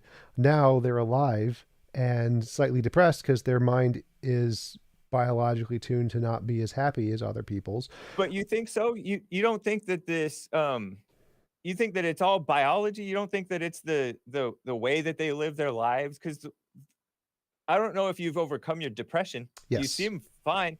Um, was it not part mostly, or I don't know. Is it not the way you live your life that helps you be more fulfilled and like, exercise, eating right, um, living with self-respect? I don't know what the root is, but there's all kinds of things about how people live and how society is set up that is conducive working and all that. Um, stuff that's conducive for people not to be so-called depressed, like the shutdowns that happened. Didn't that increase people overdosing and all that stuff? Yes. So But there's I think aspects of how society is set up. Go ahead. you brought up a good example. So my depression was cured because of lots of sex. Lots of sex is literally what cured Dang. my depression. And so it was the things that you're saying are degenerate and evil are literally the things that helped me cure my lifelong depression. So I'm not seeing the connection here. It seems like you're just labeling things as bad because I mean, it's a they're, crutch. I suppose it's an acceptable crutch for a young man, especially in a society where it's been accepted for a time to keep you alive a bit or keep, well, I don't know if you were ever into the suicide thing at all, but yes, I took a bottle of sleeping pills and slit my wrist back when I was super depressed. is that at one single time? You Yes. did that that was just a one attempt Yes. trying to, wow, that's rough. Um, Yes, and what cured me was sex and opportunities for sex, and so and that has and had now a. you don't really need the sex so much, right? I'm not going to give it up. No. Oh, okay. I thought I think you were I not think going to divulge that. I think I probably do. I think it is a huge part of my emotional safety net that Huh. if I didn't have relationships with the women who I have relationships with, it would definitely make me go back into that depressed state for sure. It does seem like that. Yeah. Wow, that is so interesting. Um, there was something else that you said, but I forget what I wanted to make a point about. Sure. So But there were a yeah, go ahead. few other things I was interested in. Like, um, again, I'm not seeing how these are degenerate because it seems like you're just labeling them as degenerate because people have a feeling or an aversion to them socially from the Yeah, on the past. face of it, it's just wrong. Yeah, But yeah. So yes, it's like there's this yes, like feeling that people have in the I think that past. that's, yeah, it's not even necessarily religious, because I think that people just many atheists, or I know at least one or two, who the homosexuality thing, it just doesn't make sense to them. So they don't accept it. Well, how is that different from any of the things that people saw as bad in the past, like mixing linens or eating pork or eating Yeah, shellfish? It seems like all societies had a bunch of these cultural things that you shouldn't do that were seen as abhorrent. Um, yeah, but as society changed, we adopted, oh, those aren't actually abhorrent. That was just a silly thing people used to believe. And there are many things like that that you believe today that you take for granted as normal that 100 or 200 years ago people would say, oh, that's horrible, that's evil. And especially in Christianity, yeah, just in Christianity alone, the Christians of 1,000 years ago would be abhorred at the many of the things you do compared to what they thought were appropriate. And how is your belief that these things are abhorrent any different from their belief that all the things that you're doing is abhorrent? And why shouldn't we be equally as okay with changing the way we treat society today as we were in the past, because it seems like it made progress? Because you keep mentioning that you don't see the progress that's being made. yeah. My I see the metric, changes. yeah, Go ahead. my metric for assessing progress is looking at all of the different statistics we can use to measure the success of society as a whole. It seems like we've seen tons of progress. I see everything as progress. I like Steven Pinker wrote a great book on the topic, The Better Angels of Our Natures, where looking at all the major statistics that have been changed over time through these kinds of moral progress, instances of moral progress, eliminating slavery, women's rights, LGBT rights, workers' rights, animal rights. These things seems to have had lots of overarching effects on society because as our moral scope increases, it affects the way that we build our societies to make it a better society overall. And so when I look at these things, I see tons of progress that are all due to these things because I'm just looking at society. Yes, society is hugely beneficial or benefited by these things. And it seems like you're saying that because that there's this natural aversion we have to these certain things right now, that this is some kind of an inherent truth in the universe, which is similar to how people in the past, hundreds or thousands of years ago, would say we have these natural aversion to these things, therefore it's some inherent truth. But as we get rid of those, it seems like society is better off. So how is your inversions any different from the aversions people had 500, 1,000 years ago? Well, I don't know, because I think that there is a lot of truth to the questioning of what we know, or do we really know right from wrong, right? I think that human beings really don't know right from wrong. So even like the stuff that I say is wrong, it may be right or wrong. It may be wrong, but not in the way that I'm thinking and stuff like that. Even in like the Adam and Eve story in the Bible, God forbidded, he Forbade. forbidden Forbade is correct. forbade Adam from and Eve, I think, from eating from the tree of knowledge of good and evil.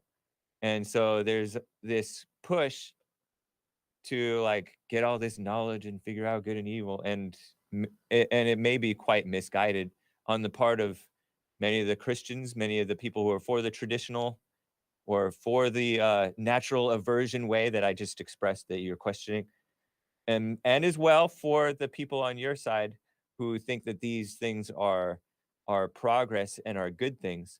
Those things that you laid out and you say that they've been measured, I don't know. I have no reason to think that. I don't think that you're lying to me when you say that they've been beneficial for people's minds and stuff like that. But maybe they have been beneficial in some ways, but they've also come at lots of costs that I don't think that you can really deny. Well, like The what breakdown the what breakdown of the family, the people are just full of hate, and I don't think that it's really improved um, the spiritual lives of people at all. And a society is more divided than in a long time. I don't know about how we were when we had the Civil War, but that was pretty divided it on was that. pretty Yeah. divided.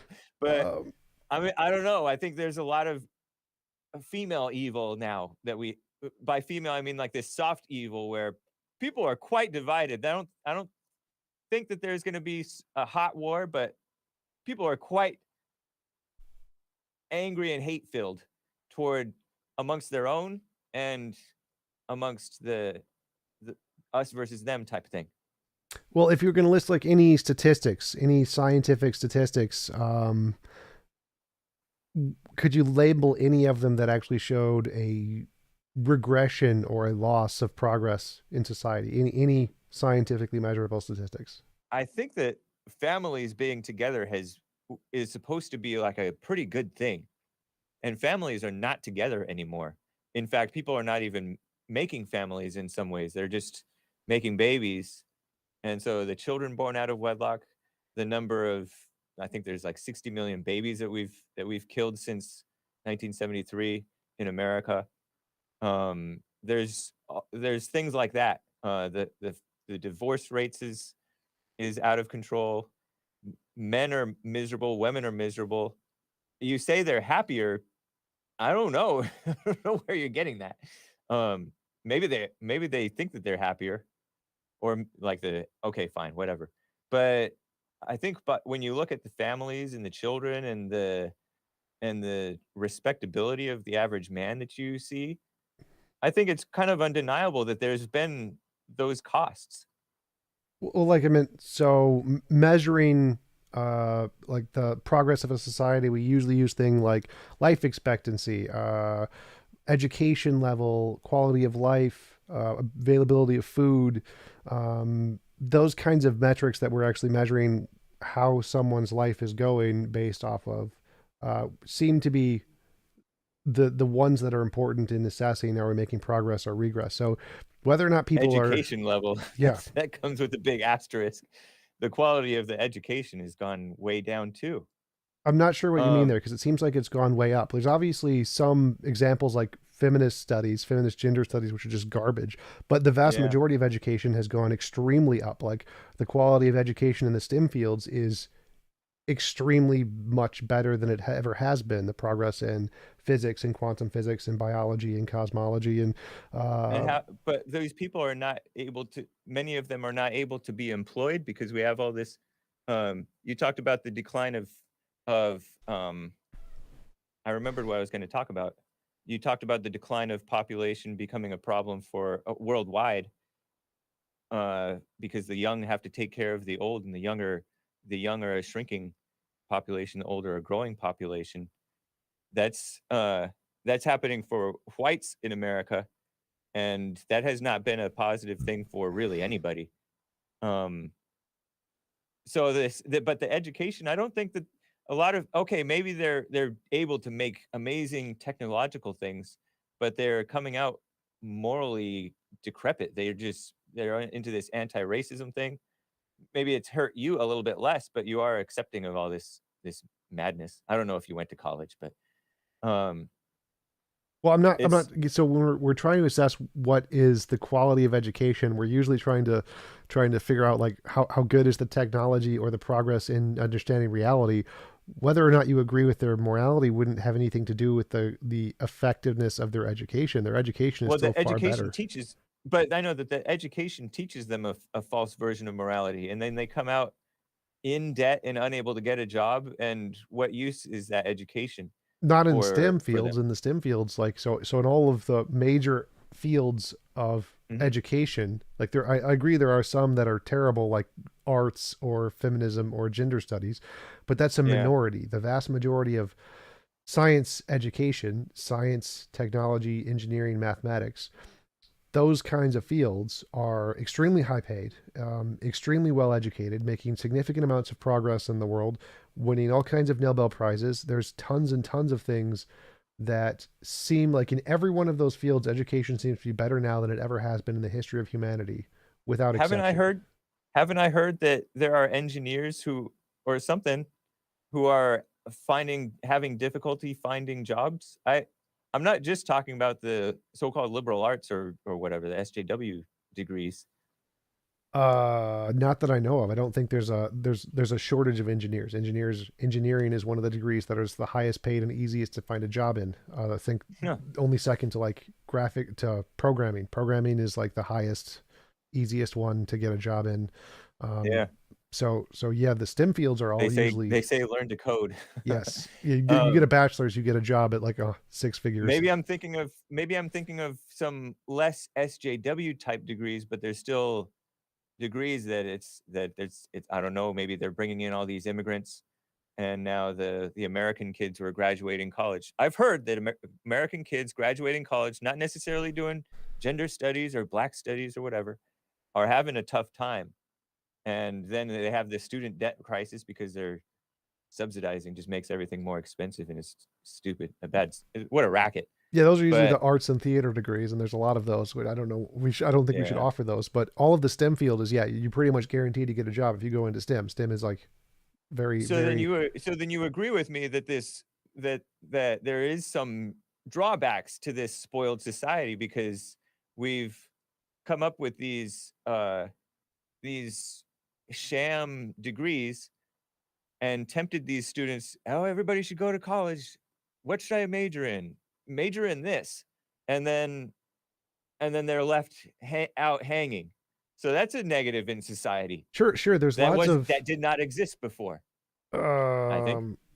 I think there were worse things before, like you were forced to go into your parents' housing and you died if you didn't get enough food. I think so. I think that there are definitely like I don't think society's perfect. Obviously, I think there's lots of things we can do to Yeah. improve it, but I think that the negatives that we see today are far better than the negatives we had in the past. So I think that, as I said before, I think today is the best time to be alive for any human ever. And I don't think that any of the progress that we've made has had greater negative impacts than the positive things it's produced. So obviously there's like if you spend money in one location, you're not spending it in another location. And so there's going to be a benefit here and a detriment there. But the positives that society has been made seem to be definitively better than the negatives. in every way that I can think of. So obviously, I don't think we're perfect. Clearly, we're not perfect, but it seems like we're getting closer to being perfect, not further away from being perfect. Do you see America lasting much longer? Yes, quite a bit. I think that Interesting. most What do you s of the Yeah, go ahead. political dissent and disagreement is just politicians gaming the system. I don't think most, if you look at the actual policies of Republicans and Democrats, there's very little different. They don't disagree on I know. anything when it It's a comes shame. to economics, to like workers stuff, to unions.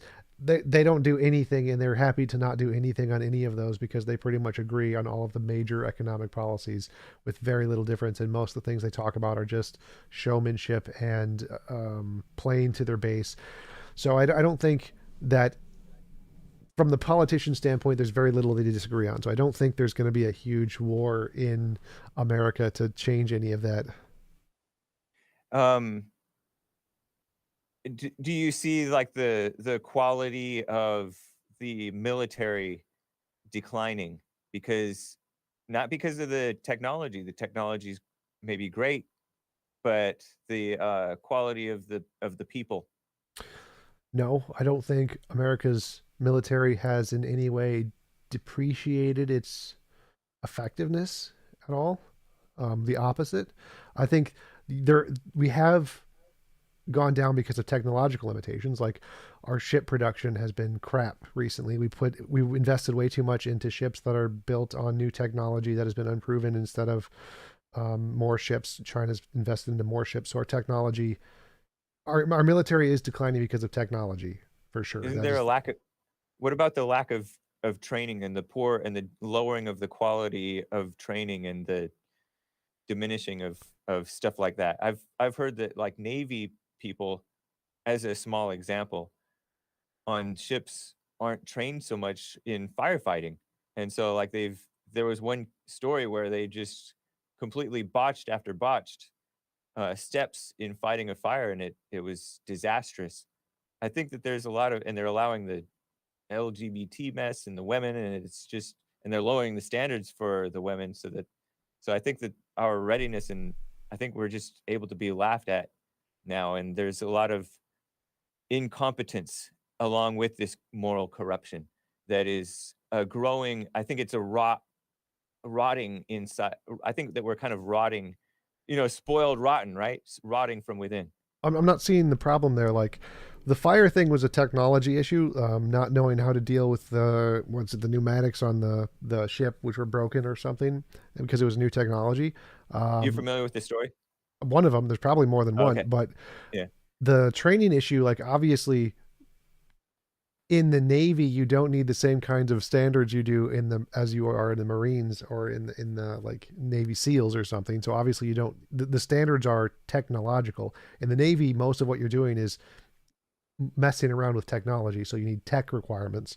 And so they're changing the requirements to be just like any job today is changing the requirements to be more tech savvy rather than military minded, pull trigger, shoot gun kind of a thing. And so that's not a bad thing. That's a good thing. You need that. You need to change those requirements because the job in the military now is more technology driven. So I'm not. I'm thinking that's a good thing, not a bad thing. We want to change the standards in the military, especially the Navy, to be more technologically based, and the Air Force. I don't think we've changed much of the requirements in like the Navy SEALs, the Army Rangers, or any of the primary fighting force. The Those elite. are, yeah, Yeah. those guys are still the same or more ridiculous than they were before. So I don't think there's much of a difference there.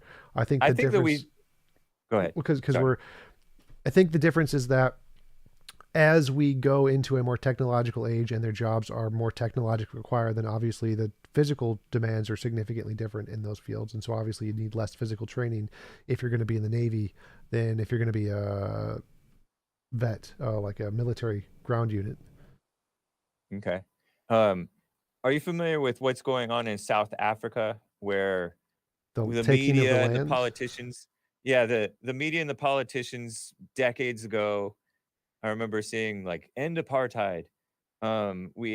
We pushed South Africa to end their apartheid where the whites were ruling and the blacks were segregated. And now it's the blacks ruling and they're taking the land and the crime is out of control. The child-headed households are out of control.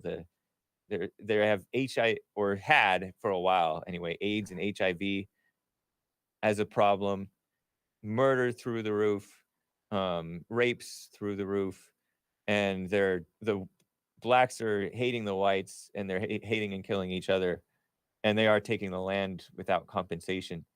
And it's kind of a get back at the white man and do what he did to us, only worse, seemingly.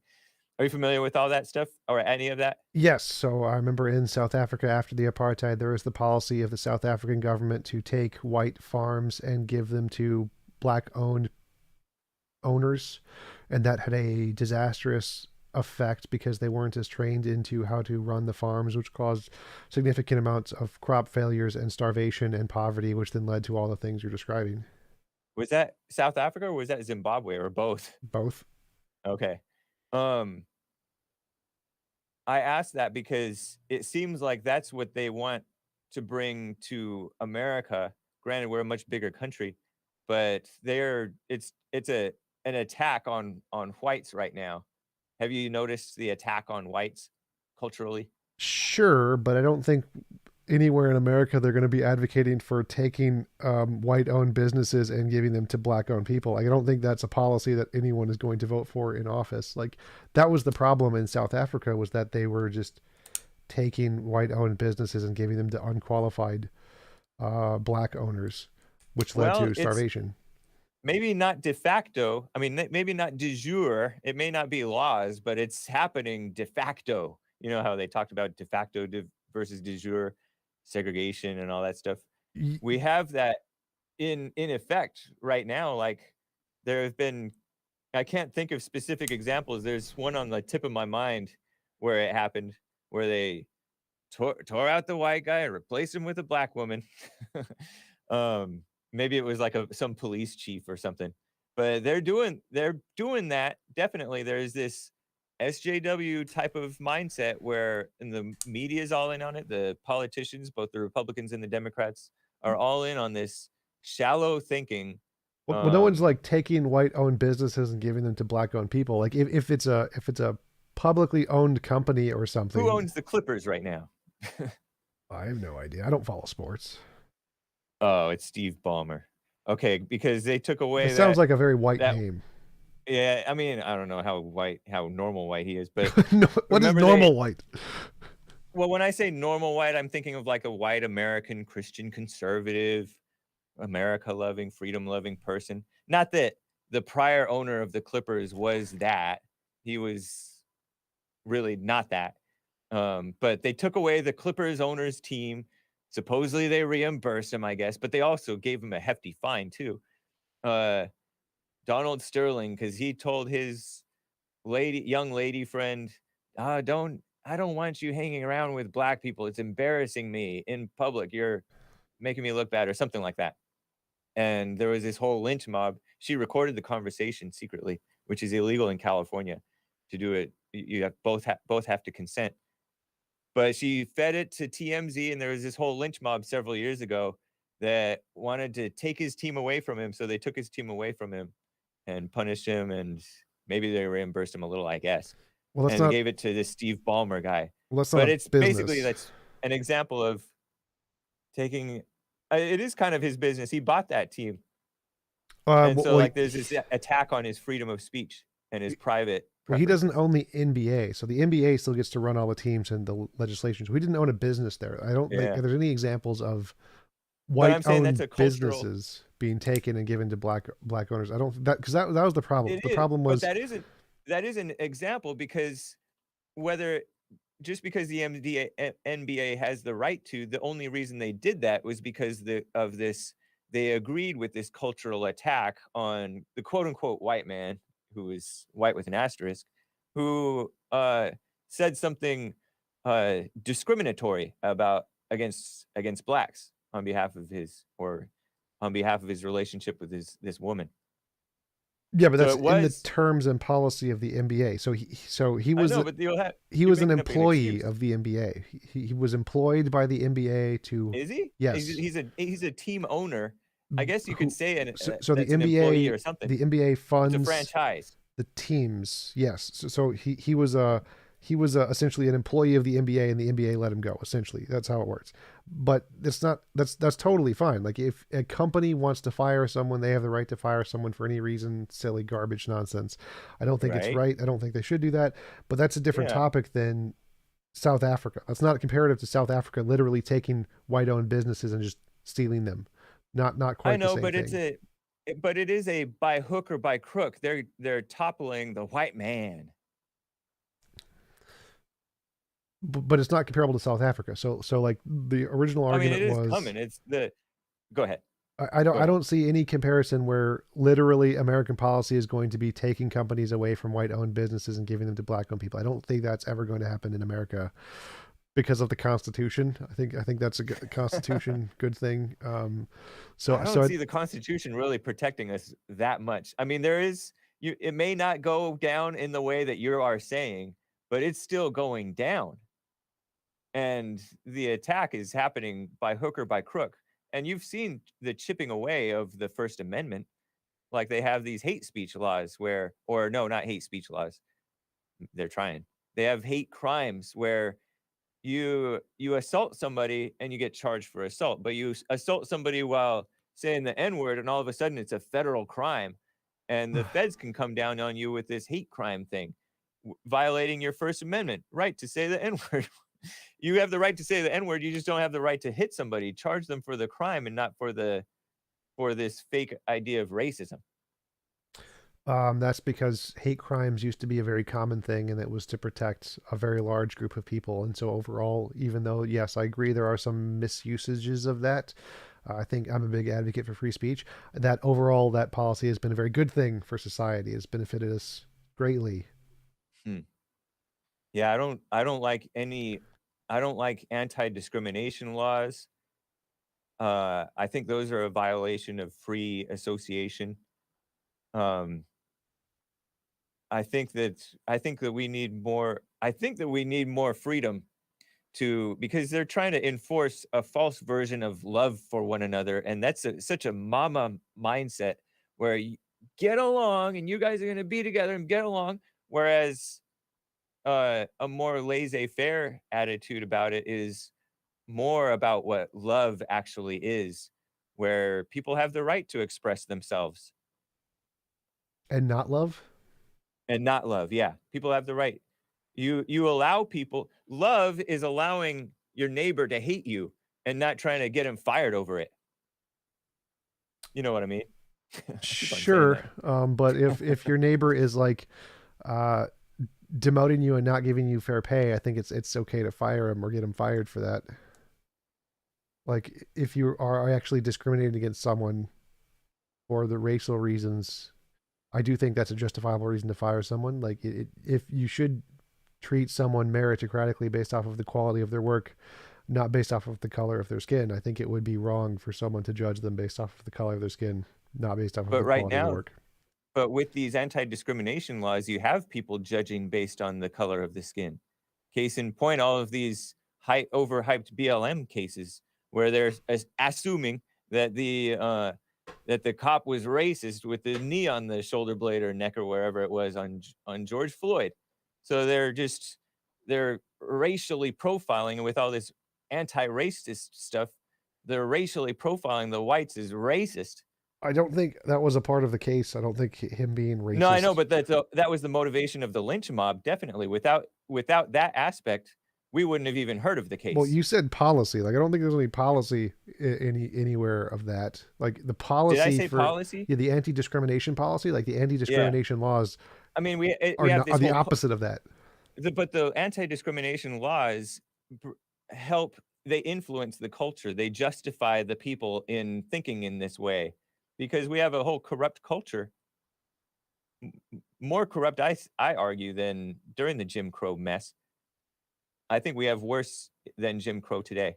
Well, I'm not seeing the connection. So the The culture of policies the people, the culture of the people. Um, the policy of so-called same-sex marriage was forced on us by the so-called Supreme Court. That changed a lot of people's minds. So policies affect people's thinking on things. People don't really think for themselves. So these anti-discrimination laws justify people judging the whites as so-called racist when when they have no business judging the whites in that way. They need to look at themselves. So po so my argument is against the policies as well as this anti-racist culture, because I think that they both affect each other. So your argument is that the policies that are against discrimination are bad because Mhm. people could use them as a way to see false discrimination. Yeah, I mean, we shouldn't have anti-discrimination laws at all, I don't think, at all.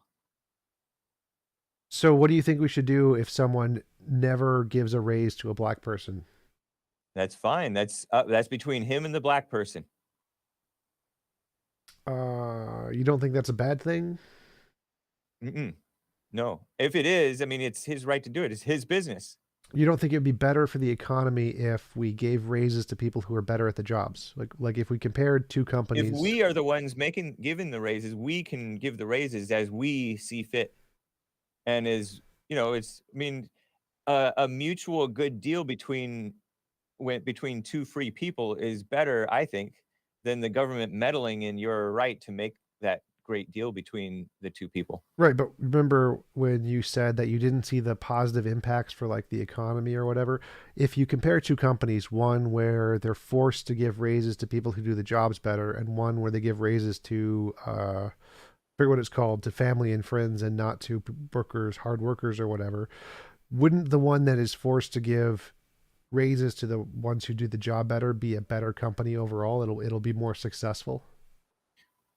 I suppose so, but you're comparing like two bad examples rather than like the best examples. You know Best what I mean? examples. You're giving me the worst example of discrimination. Oh, nepotism, right? As if that doesn't happen today anyway. And then you're giving me this, which what I call bad example of forcing people to give raises and forcing people to give minimum wage. I don't think that we should have any of that.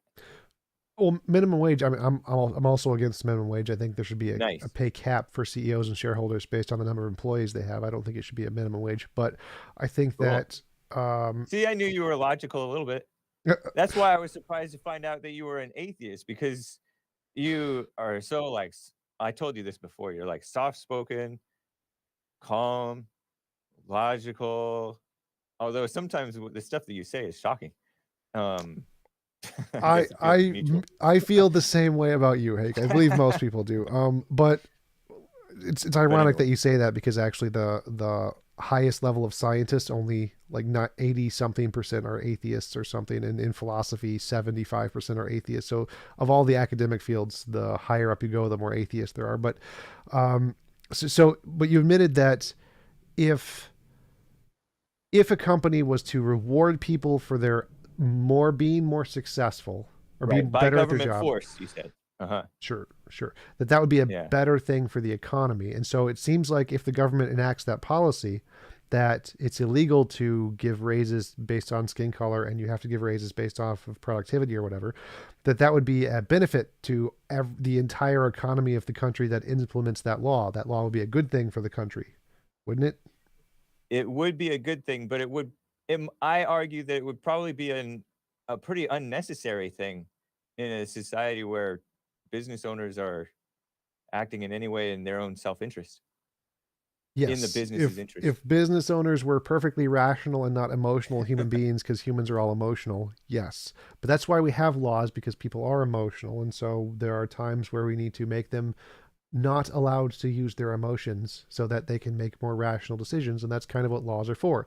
Like red lights. Red lights are there because people don't want to actually think through the process and actually want to use their emotions and be like, oh, I could get there faster if I just run the red light, which is more of an emotional thing, not a logical thing. So laws are there to try and override your emotions and make you do the logical thing, when you normally would do the emotional thing, or when some percentage of the people would do the emotional thing.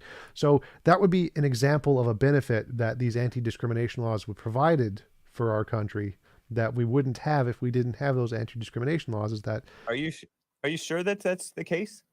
yes, that's why they were implemented. Like the anti-discrimination laws and the rights for African Americans has benefited the country by giving them significantly more education and providing more scientists, more engineers, more people who work in the field, which we wouldn't otherwise have if they didn't get those opportunities. So yes, Huh. I don't know about that, man. I think that one's Uh, been pretty proven solidly. That was kind of I mean, all of society was on the upswing already. I don't know that you can say that had they not gone so overboard with these phony anti-discrimination laws, that because blacks doing quite well. They were quite educated. They were owning land. They were already in Congress and stuff, and they were doing it prior to even the so-called civil rights movement. well. I mean, obviously, I And agree with. Do you know go ahead. Thomas Sowell? Thomas Sowell. Sowell? Yeah, Yeah, yeah. yeah. Mhm. I agree with his argument that a lot of the social security things are the reason for the regression of the black community and other communities. But that wasn't the black rights thing. The black rights still had a positive impact. It was the social security stuff that had the negative impact in those cases. Um, so I don't see the connection between giving African Americans and anti discrimination rights weren't the cause of the downswing. Um, yeah, I don't know, because I don't really pay attention, but just have this basic sense of freedom and the violation of people's freedoms with this anti-discrimination stuff. I think that it's a meddling, it's a micromanaging of people's lives and businesses that I don't think the government should have any right to do. I think that you fill the government with the people that we don't that I don't even think that you particularly appreciate, which is the SJWs and the meddling ACLU types who Well, yeah, push I hate all all this politicians. I mess. all both on the left and the right. They're all garbage. Yeah, and then the activists as well. The activists who are the most annoying and extreme and unreasonable are getting positions in these bureaucracies because of uh this civil rights division of the DOJ. It has nothing to do with actual justice. And it has nothing to do with like they're not thinking about the what's best for the economy. They're thinking about toppling the white man and toppling the man and toppling the Christians and stuff like that. These people hate Christians and whites and men and stuff. Well, I mean, to go I back to your previous point about freedom and government not intervening, do you think the government should make it illegal to beat your employees? I mean I think isn't that assault? Yes, but that's how is that different? Isn't that also government intervention stopping your freedoms? But that assault is different from discrimination. Assault necessarily is a violation of you.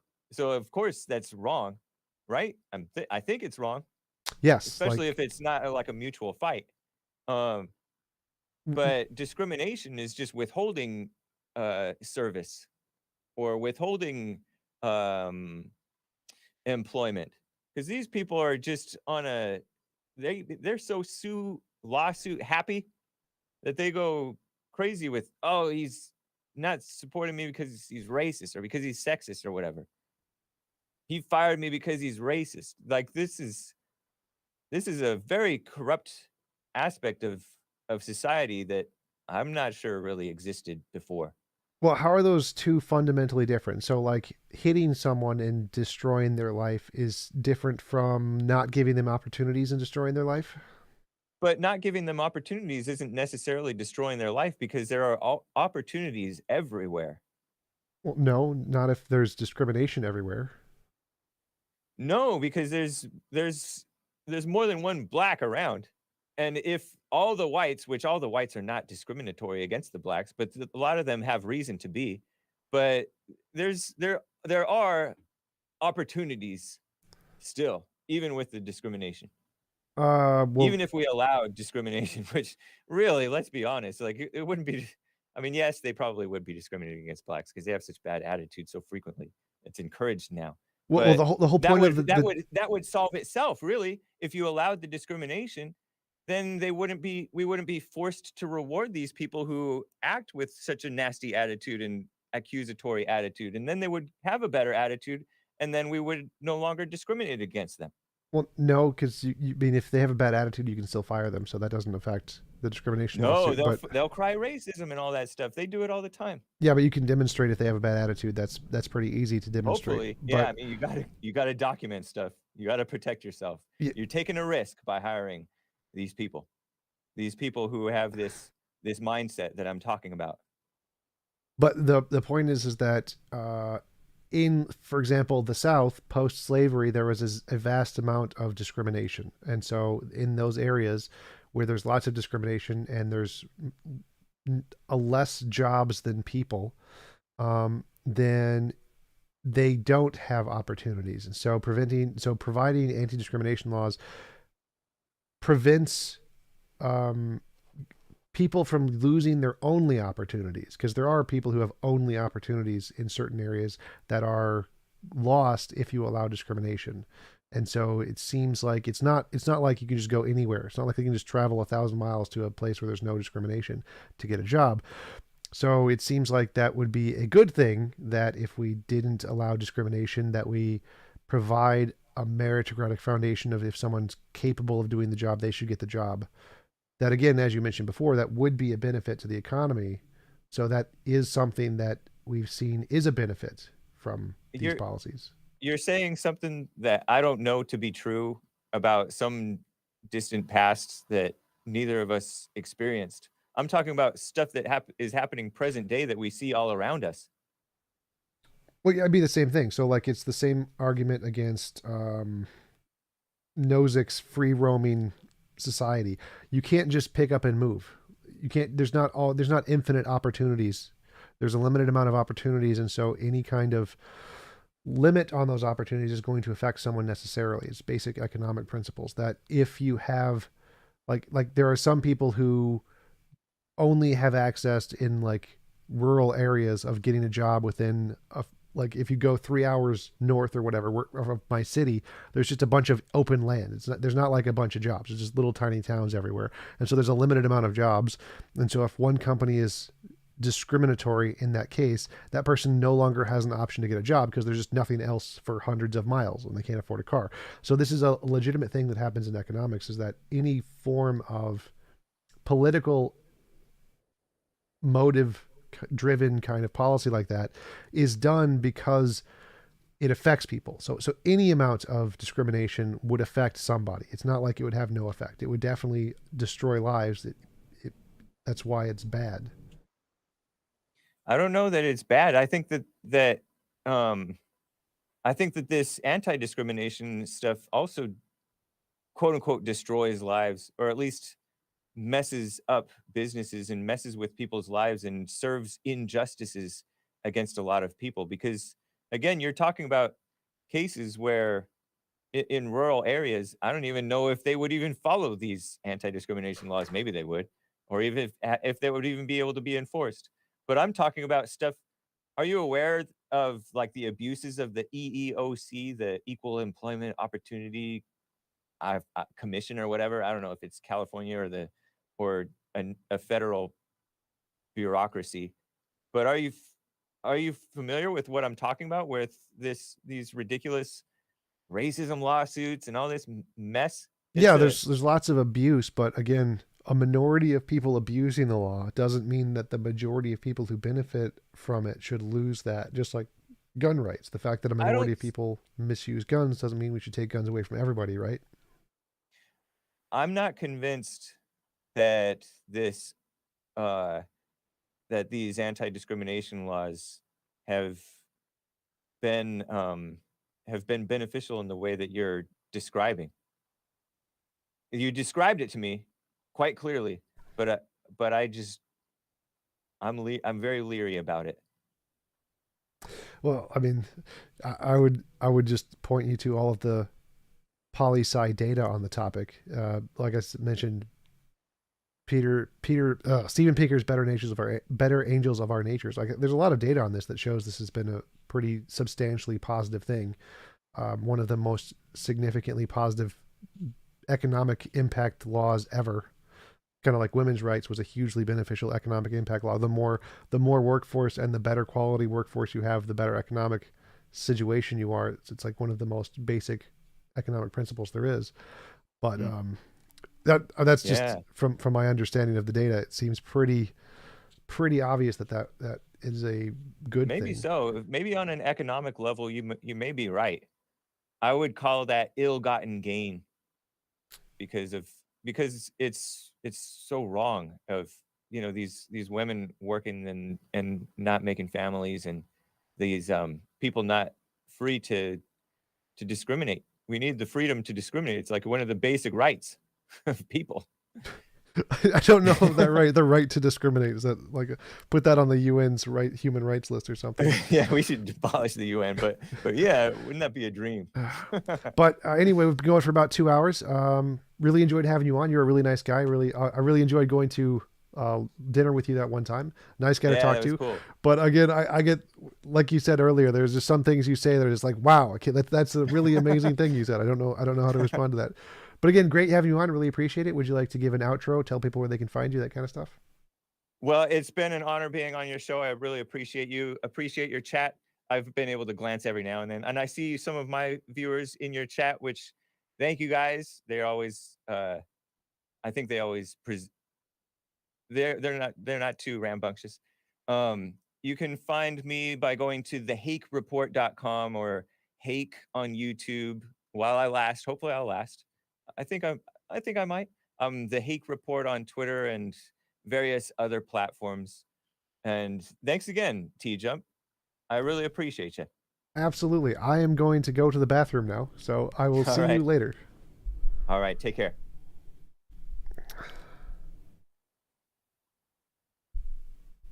We are off. So yeah, so I'm gonna go to an Nice, after man. show because I do a Discord thing anyway. So I get to Right on, pull man. up.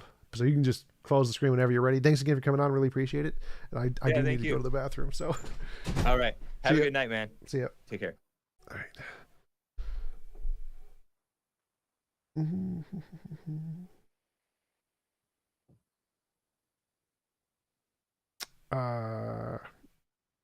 Do you want to leave the stream if possible? Can you close the screen? Yeah. Yeah, I'll do that. Thanks, because I'm gonna pull up the Discord. I don't want to like anything else to show Okay. up.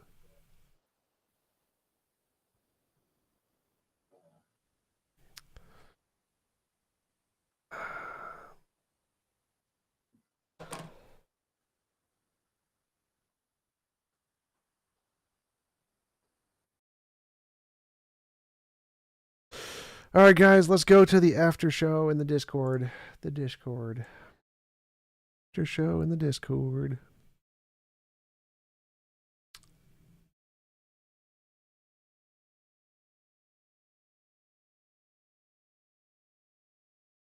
After show.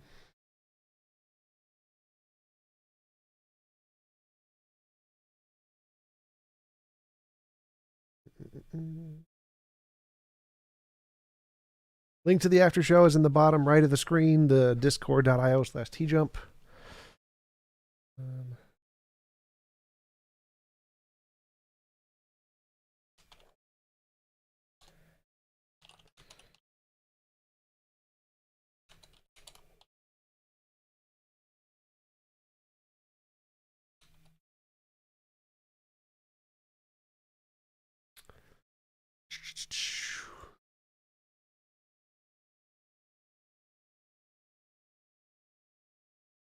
hey guys, how's it going? Hey Jen, how are you?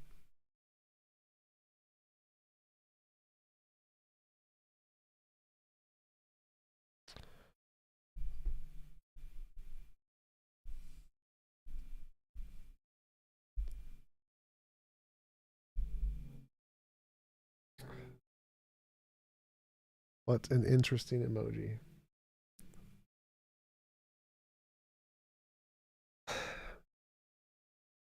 Rocinante.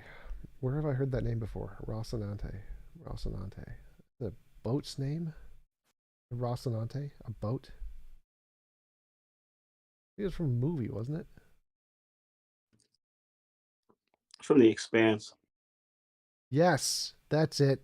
Ship. Ship name. Hey, Simon, how's it going? Not bad. How you been? Good. You play any more of Mortal Shell? Nah, I stopped. I should. I really should, but work's too busy right now. Gotcha. DMC says, Jin, hi. Your secret admirer says hi. That doesn't sound very secret. Oops, was I not supposed to say his name? Expanse was a really good show, though. I really enjoyed that. Watch more sci-fi. I've been terminally afraid of watching sci-fi for some reason. How does that work? I don't know. Like, most of what I watch is sci-fi. Sci-fi is the best thing. I would like to make an appearance on the JLP show, Iron Charioteer. That would be awesome. I would love to speak to JLP. No, I cannot pee while sitting on my couch. I need to get up, but I want to start like some kind of convo in the after show first, so I have an excuse. You guys can maintain the chat. Somebody start a conversation so I can go pee. You guys are the most unhelpful group ever. My favorite sci-fi show is Dark Matter. Has anyone seen that? That where do you watch sci-fi shows? That would be my starter question, because I think I always feel like, Netflix is where it was. okay, that explains it. I couldn't justify Netflix after the last price increase. I mean, Piracy is free. Hashtag piracy is free, everybody. F movies is great. TJump. Come on, I'm a capitalist. I'm a capitalist. I had to pay for my. DMC, did I play Jedi Fallen Order? Yes, I got platinum on Jedi Fallen Order.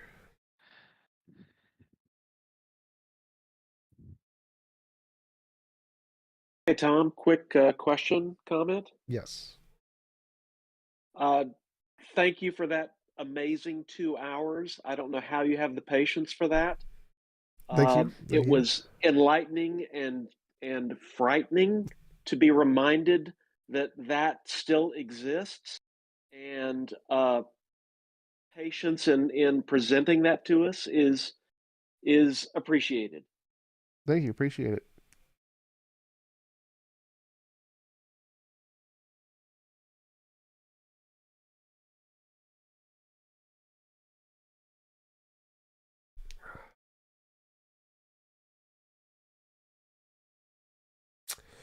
What are you guys up to on a Wednesday night? Yes, Saxy, TJump versus JLP would be awesome. That'd be great. Do I LARP? Live action roleplay? No. Oh man, it would have been cool if you LARPed though. Let's be realistic. I am way too lazy for that. That takes effort. Like, people who LARP put a lot of effort into those costumes and shit. Like, that is way too much effort for me. I mean, I might LARP with my chair. I would come in as my chair. That would be the thing. Have you seen the movie Don't Look Up yet with Jen Lawrence? Nope, have not seen that movie.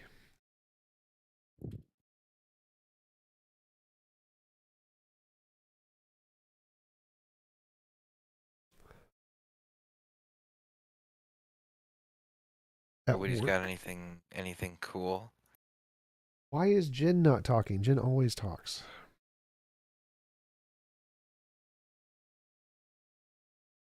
Hey, everybody. Hey.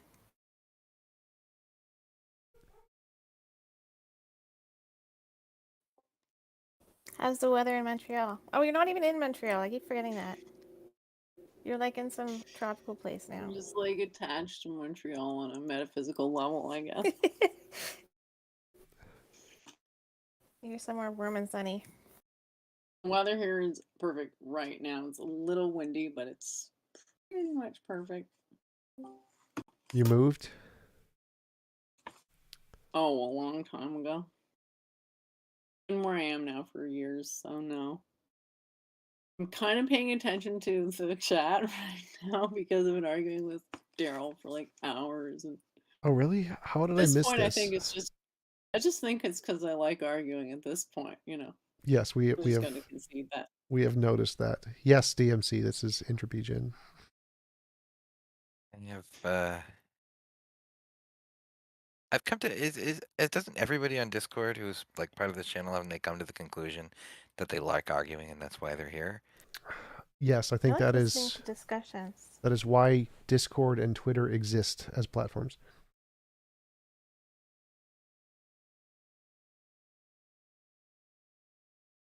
Iron Chariot says hi, Jen.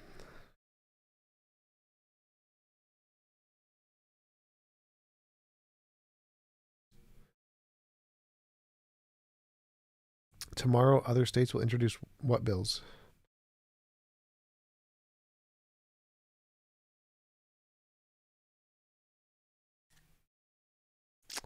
Thanks, CJ O'Connor. Good stuff, guys.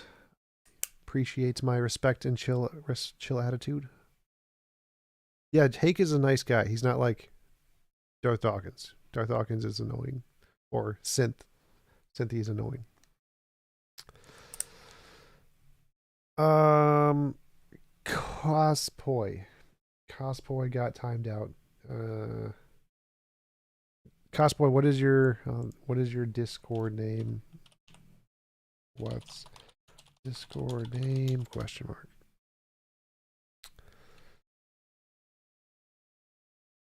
I think he's probably cosplay. He got timed out for having no avatar. Okay. At Scotty. Cosplay? At Scotty. CSP?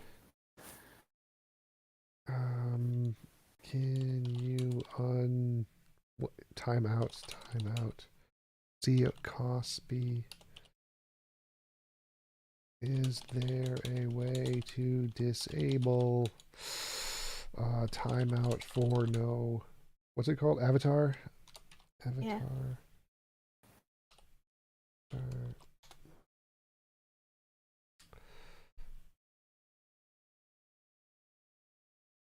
All right.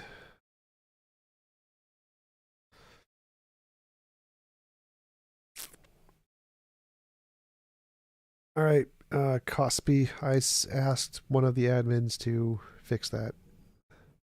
What's the bill in Wisconsin? Zuck paid for read-write real-time access during and after elections? I don't know what that means.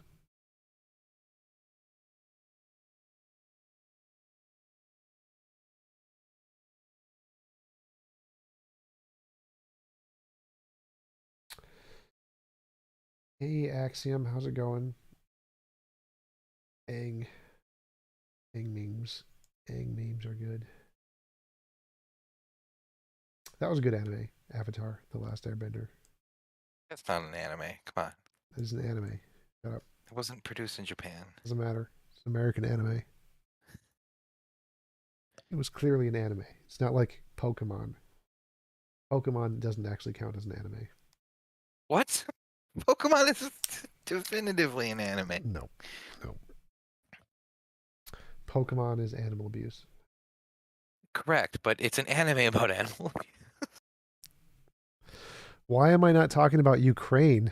What is there to talk about? Russia is trying to invade Ukraine. Like that's, I don't know what else to say. Russia is going to try and invade Ukraine. That is the thing.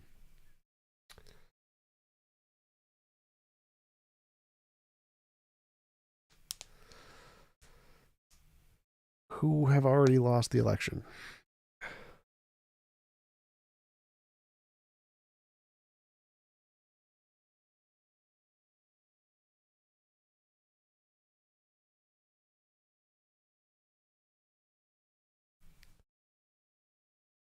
Yes, Pokemon are conscious, based American first, definitely.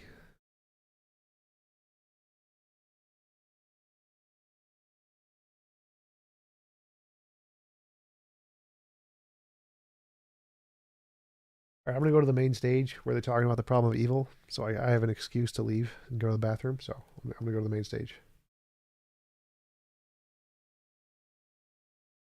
I'm gonna be honest with you. Let me kind of look at. I hate defaulting to this, but like at least I'm being honest.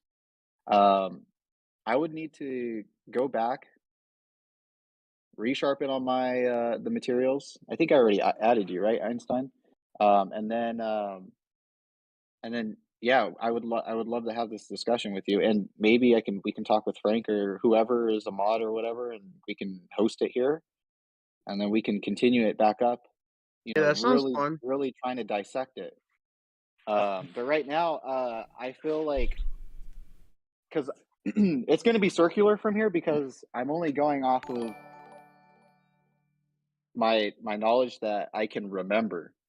Um, and that might not be sufficient enough for you. And obviously it's not because we're disconnecting here.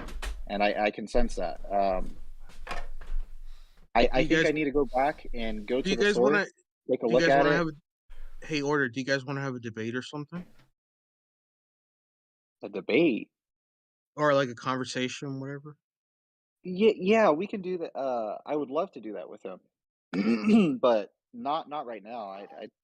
Again, I think Frank and Shelv, and I'm not trying to like Einstein. Is there anything else? Because you know, I don't like to just because I feel like you know you're really wanting me to answer, and the people are here too, and you know we're expecting you know some Yeah, yeah, I dialogue to happen understand. here. But I mean, yeah, I understand it's I'm not a really problem. sorry, Yeah. guys. This is just one of those things where it's like let me not say something and speak on something that I can't remember that might be an important factor. Um, and I just want to give you a very thorough response and an accurate one too. Yeah, I appreciate that. No problem. Okay. The TJump in the audience. I wonder if he has anything he wants to say. Okay. Shelv, was there anything that you needed to say first? I know I mean, you. my stuff is very simple. It's just what would you expect to see with the god who interacts and cares, and that's the problem with the problem of suffering is that we see suffering. Should we see this level of suffering if the god could prevent it? And then uh, when I talk about evil, I would Mhm, be more in line with talking about evils with which people don't commit with their free will.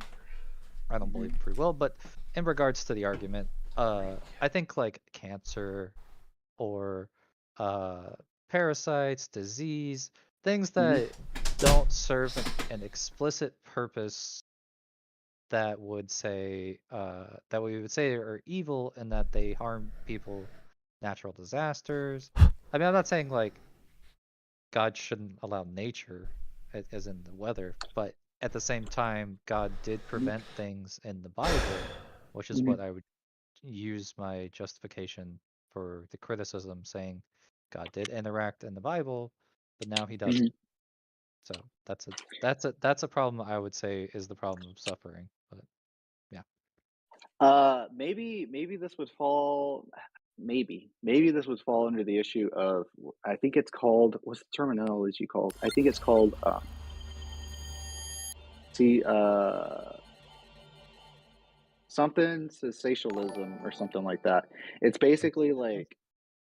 Um, I know it has cease in it. I know that there's a word derived, and it's All right, I'm back. How's it going? Did you successfully pee? No, I failed. I failed All at it. right, good. All over the ceiling. I was actually just laying out my ontological argument for the existence of God, which was that he Oh, is you the became a theist? existiest. Yes. It's just that God is the existiest thing. And so, by definition, God has to exist.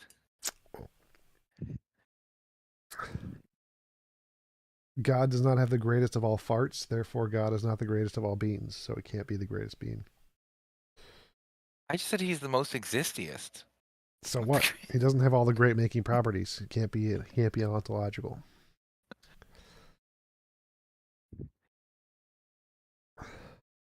Damn, we were willing to give that to you, Sunken. T-Jump, Yeah, I know. T-Jump, I heard your Yeah. debate with Haas on communism. Yes, I remember I did that on Modern Debate a while ago. That was funny. Haas said so many words that mean so little. Dylan said in his debate, after his debate with Dylan, Dylan was like, he just speaks in Hegelian language. I'm like, yes, that's exactly what Haas does. He just speaks in Hegelian language of mixing big words together that mean nothing.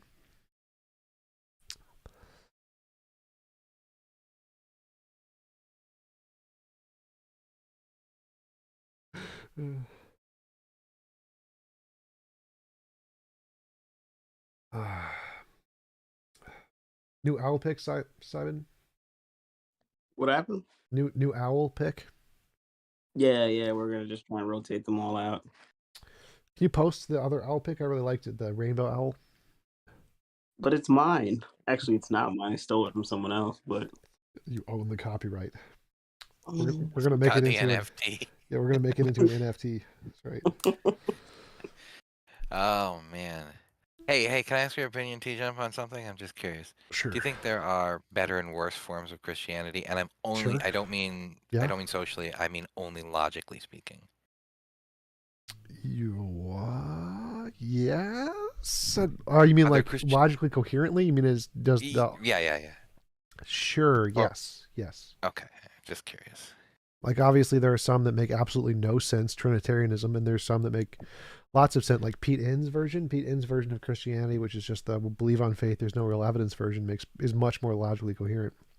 CJ O'Connell, did having a lot of sex basically cure depression? Yes, that is basically what cured my depression. Wow, I'm impressed. Why is that impressive? Well, because people keep saying to me that doesn't cure depression, but apparently they're wrong. They are indeed for me. There wasn't even a discussion. Yeah, Haas is a dumbass. Haas is kind of dumb. Like he just doesn't make coherent arguments.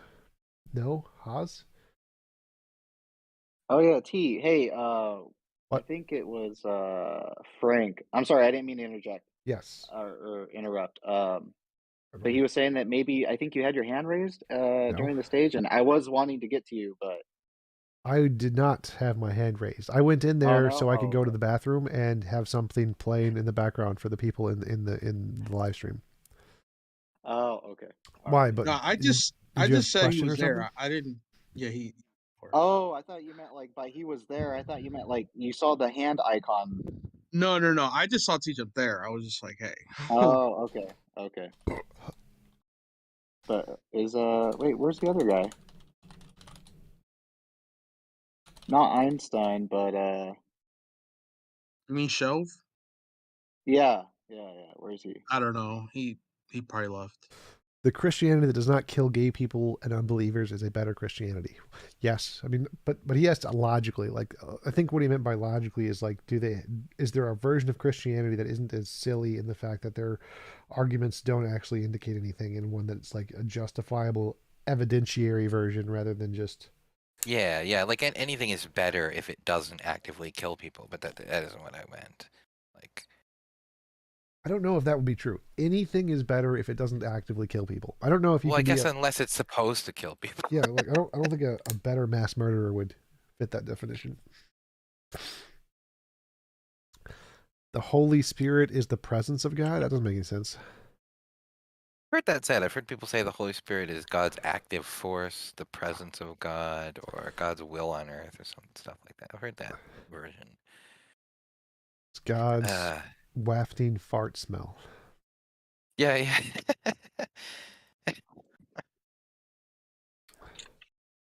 But order of Melchi something.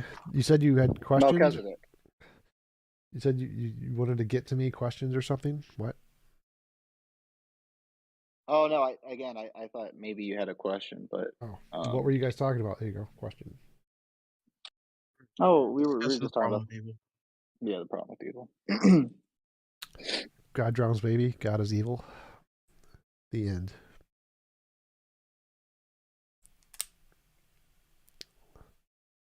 Mary is the Holy Spirit? That doesn't make any sense.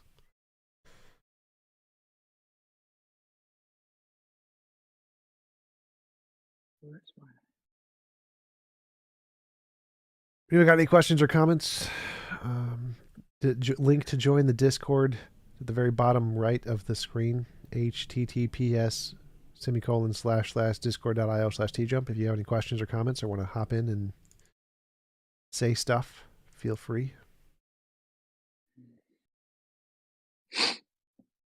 Oh, I wanted to go to my Twitch real quick. Are you gonna say something? Whoever said Yeah, what is your like primary issue with Christianity? Just out of curiosity. There's no evidence for it. There's Like, no evidence for Christianity? yes.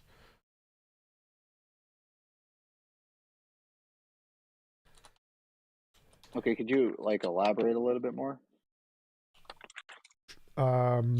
So every idea people have starts off as something in their imagination. All things are imaginary first. And until we can provide any way to differentiate something from being imaginary, then it's most likely imaginary. And so since there's been no evidence to differentiate imagination from reality, it's most likely that God beliefs in Christianity is just imaginary.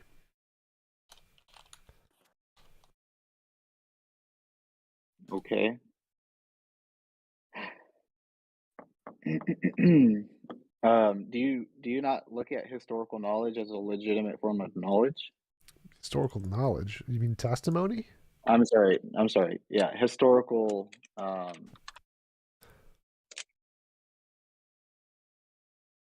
Yeah, well, yeah, historical knowledge. So, like when the things that are basically factored in to try to prove the authenticity or the historicity of something. Like the consensus in history is that Jesus existed, but none of his miracles happened. And that most of the Bible is wrong and false. Like there was no Exodus. Moses didn't exist. Most of the patriarchs and matriarchs didn't exist. So, I mean, I agree Jesus existed, but that's not evidence Christianity is true or that there's actually a God being. Okay. Let's see. Okay, so basically all the evidence that you've seen doesn't isn't in support of what Christianity says, and so therefore you would reject it. Yeah, that'd be Um, the main reason. I'm curious. Do you hold a high level of a standard of evidence? No, my standard is anything that can differentiate imagination from reality. Okay. Um, and that's not just Christianity, right? That's like you Or reject anything. the idea of God, right? Sure. Okay. Um, I just really have just two questions then. Um, who or what are you living for? And then Myself. secondly, what is the evidence that what you're living for is true and reliable? I'm living for myself. I think, therefore I am. I think.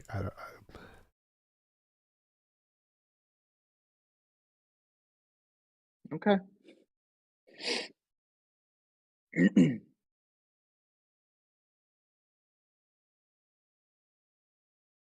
Those just my two questions. Okay.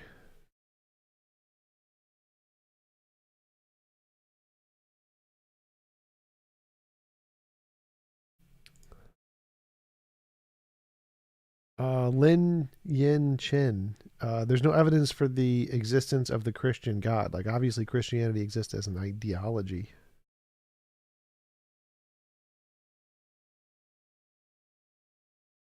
That's correct. The Earth is not flat, nor 6,000 years old.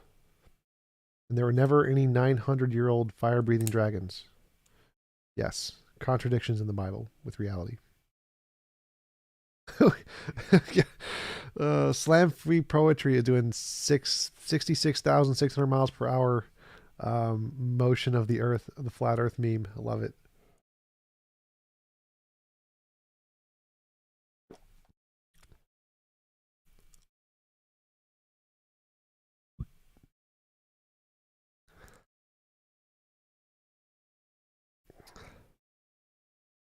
That's correct. The mustard seed is not the smallest seed.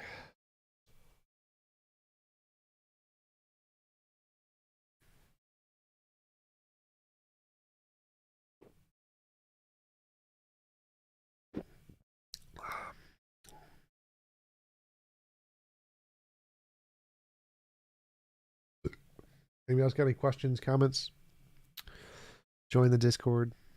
People in the Discord.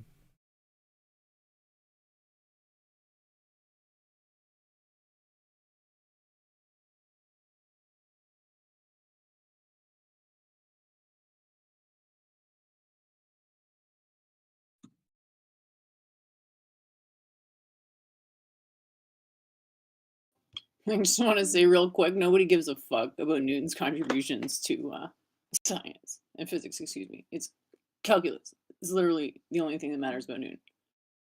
We do care about the history the history of physics and understanding what Newton gave us, but we don't use Newton in our modern understanding, of course, anymore. I have no idea what you guys are talking about. And there is a conversation happening in general chat. Jen is just like out like, fuck Newton. No one gives a shit about Newton. Sorry, it's just this really long, really annoying conversation that Carol refuses to participate in on voice, so I guess I can't say anything about it.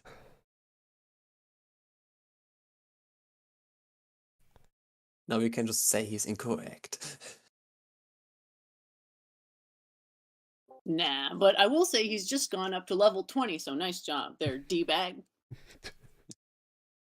Is D-bag his name or just your pet name for him? I think you know the answer to that, T. DMC, do you think we are alone in the universe? Probably not. I think there are most likely aliens, and we'll most likely find them eventually. Where is Hake? Hake, our conversation ended about 40 minutes ago. This is the after show principal methods, so Hake, I imagine, went home.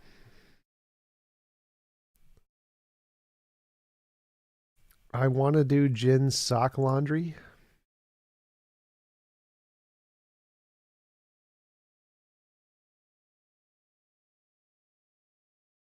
DMC, you already asked that. No, I don't think we're alone in the universe. I think we will find aliens eventually.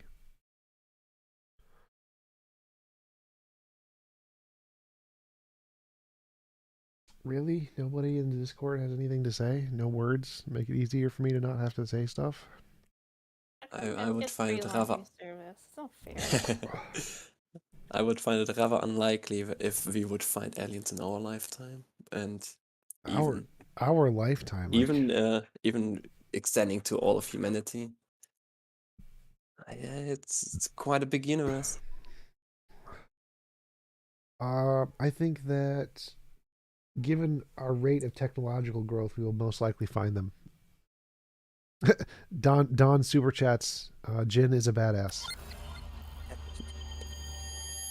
That's right. Throw your money at Teach, you pay pigs. You love it. Yes, exactly. Yeah. Have I heard of Bob Lazar? I have heard of that name. I don't remember what it's from, though. What came first, the chicken or the egg? I forget the genes of the egg. Are the genes of the egg from the mother or from the chick? I think they're from the chick. So I think the egg came first.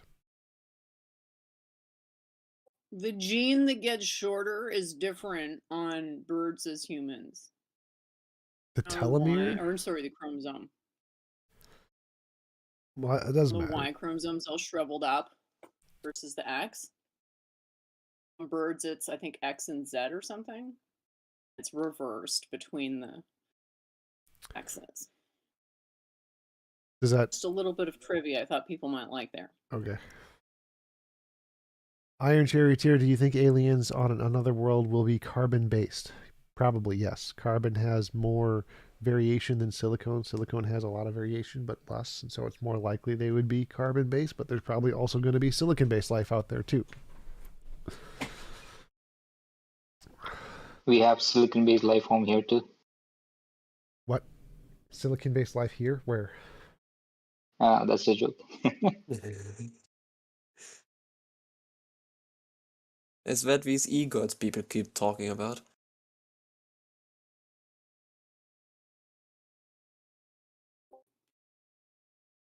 TJ, if you want, I can argue with this idiot that just came in now. I'm sure that's, well, not sure. It's better than nothing. Hey, move. Bible is false. Yes.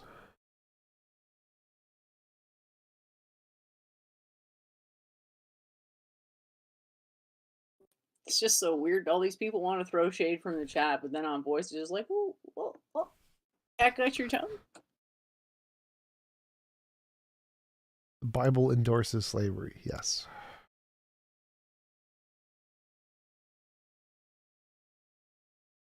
Tom, if aliens do exist, do you think they have a similar moral progress as we do?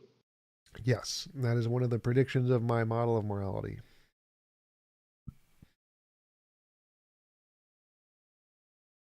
Hey, since I guess there are people coming on chat now, I had a question about any arguments for religion or God, especially that I want to see if you find any especially compelling, like the cosmological or teleological arguments. Is there anyone that you feel is maybe has any more weight than any other, or are they all just as invalid to you? Well, there are some that are less stupid than others.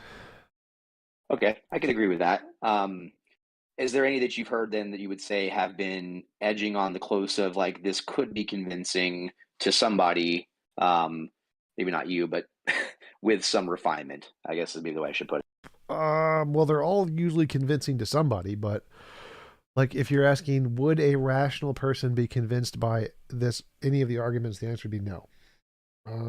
Okay, yeah, I should have rephrased. Maybe a rational person, and yeah, I think to be sure, I don't believe any of his arguments either. They've not been compelling, but then maybe I'm not the best perspective to have on that because they're not convincing me. So, Darth Horror super chats your mom. Yes. But so yes. What about the arguments? What else about them? Because yeah, I don't think. I mean, I think the least irrational ones would probably be cosmological argument, which doesn't even indicate a god, and the code DNA argument, which before we made progress in the field, that would be probably a legit argument that people could actually believe. Okay, that's fair. No, yeah, I think right. I'm always going to like for a cosmological argument. I'm like you're doing some sort of special pleading here. You need a first cause, but your God doesn't, and I instantaneously just sort of like there's breaking down of every bit of it, but. Yeah, I haven't heard one that has come close to being like, you know what, I can really not see much wrong to this, a few parts. So I just thought maybe you might have heard more than me. I'm not as maybe experienced as you are being, in this environment. Did I hear more about what?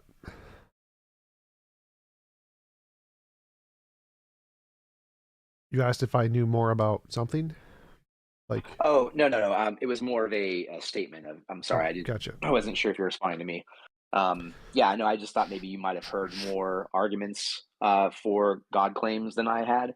I'm limited on the experience with it because I only watch a few different podcast or YouTube videos or podcasts on these things. And yeah, have you heard? Have more experience. Have you heard about the argument from many arguments? Argument from many arguments? Yep.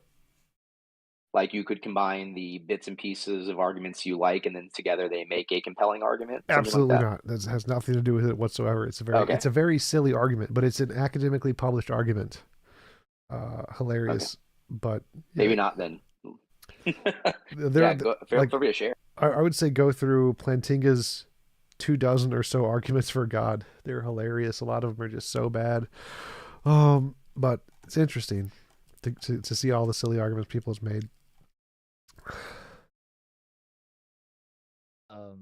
Do you have a favorite debate, atheist versus theist? Favorite debate, atheist versus theist. Not you, obviously. Well, I think like other people. I don't know about other people, but I do like mine. Mine with Robin Collins, I really liked that one, and my second one with Rob Coons, I really like that one. But other people, the one that comes to mind, I don't remember who it was. It was a very small one that only had like 10,000 views on YouTube, but it was a really interesting debate from some professor and some theist other guy, and they had some really interesting arguments I hadn't heard before. That one I liked listening to it. I don't remember at all where it was, and I haven't been able to find it in a long time. Why is Jin a mod on this channel? I feel cheated. It's because she pays me. Like if you paid me, you used to pay me, but if you pay me, I'll make you mod. Like $1 then? It's like That'd be good. Me and my- $5 to my Patreon, and then you just pay $5 into my Patreon, and then it gives you a link to tie in your Discord account to Patreon, and then you become a mod on my Discord. Oh, I thought I was being sarcastic with $1. That's interesting. It's $5. Anything less is just unacceptable. Sacrilege. Blasphemy, in Now fact. everybody knows what qualifies somebody to moderate other people is if they happen to have $5. Correct. It's a promotion strategy, because if a mod is really annoying, you can just pay $5 to be a mod and make them less annoying.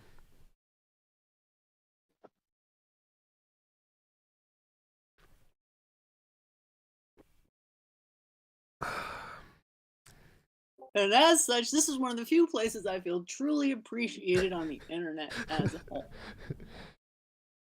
It's a wonderful thing. Is there other places you're on the internet? Jin is on everywhere on the internet. You can find Jin if you know where to look. If you tell people, I they'll go by many know. names. Why do people pray if God already has a plan? Because their plan is different from God's plan. Oh, don't tell them that. You know, I think I could be wrong, but I've been learning about the Anglican tradition, and typically in that and Catholic traditions, most prayers aren't prayers asking for something. They're affirmations or general, like, housekeeping prayers you have to do. Clearly, you've never been to a Baptist church. Fair, I haven't. Have you ever heard anybody say if you just have someone lay hands on you, and then you will believe? Because that takes a step further from prayer and making themselves God in some way, and it's like the most insane thing I've ever heard. But is this?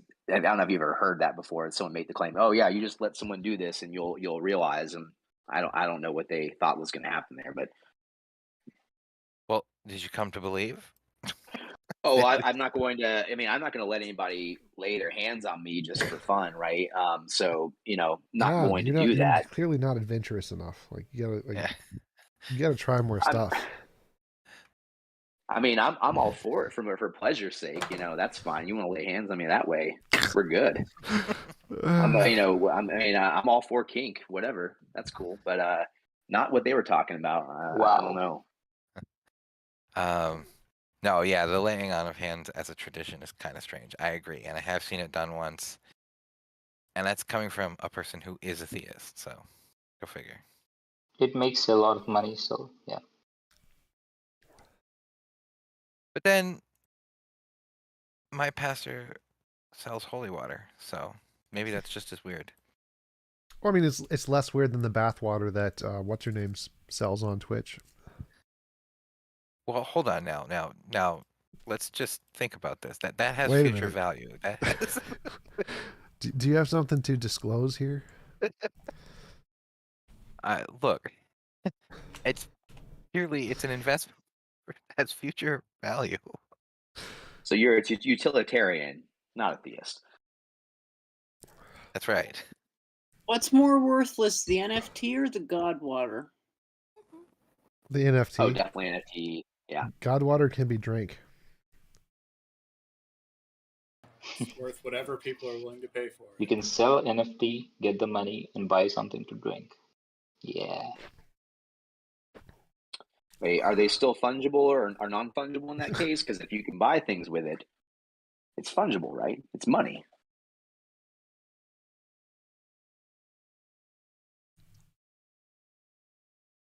I think they're usually non-fungible tokens. I don't think they can be fungible tokens because then it would be like Bitcoin. Right. No. Well, that's kind of what I meant, right? In the sense that if they represent a value in dollars, then they, in a sense, through being a derivative of that, they are fungible in that sense. I'm making a stretch. I actually happen to be a broker, so it's just a fun kind of thing I've imagined. Man, what an interesting job. Did you get a lot of new interested like clients in your book when NFTs started becoming popular?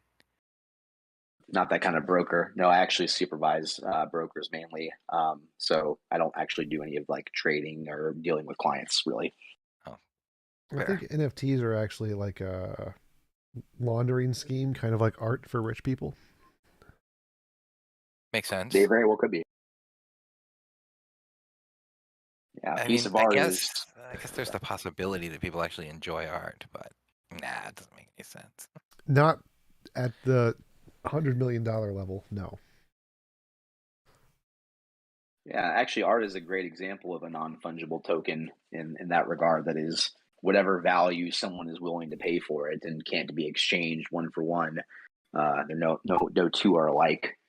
If assuming that's the case, obviously some art is any one of them is just the same, but not for NFTs. Yep, like all of Jackson Pollock's work. Right, exactly. Rude.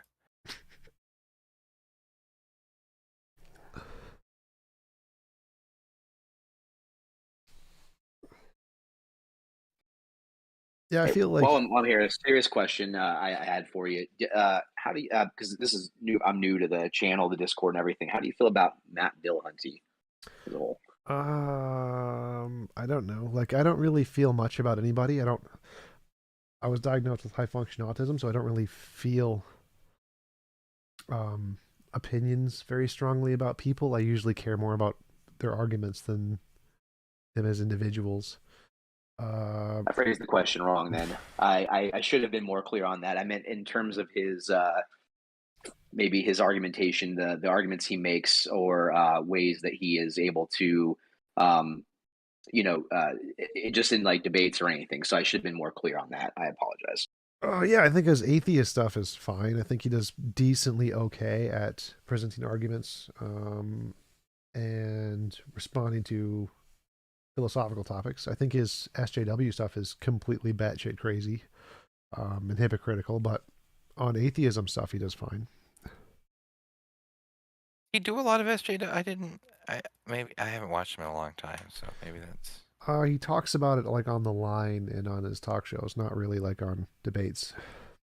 Okay. Like, do you mean like on the atheist experience, for instance, or I haven't heard much of that either in terms of SJW stuff. I don't watch his shows. I just hear get clips and stuff from what people send me. I got no. Iron Charioteer Dillahunty regards TJump as a brother in atheism. Like, Dillahunty just said I was like a garbage human being on his line show. There's a clip on it on my Facebook somewhere.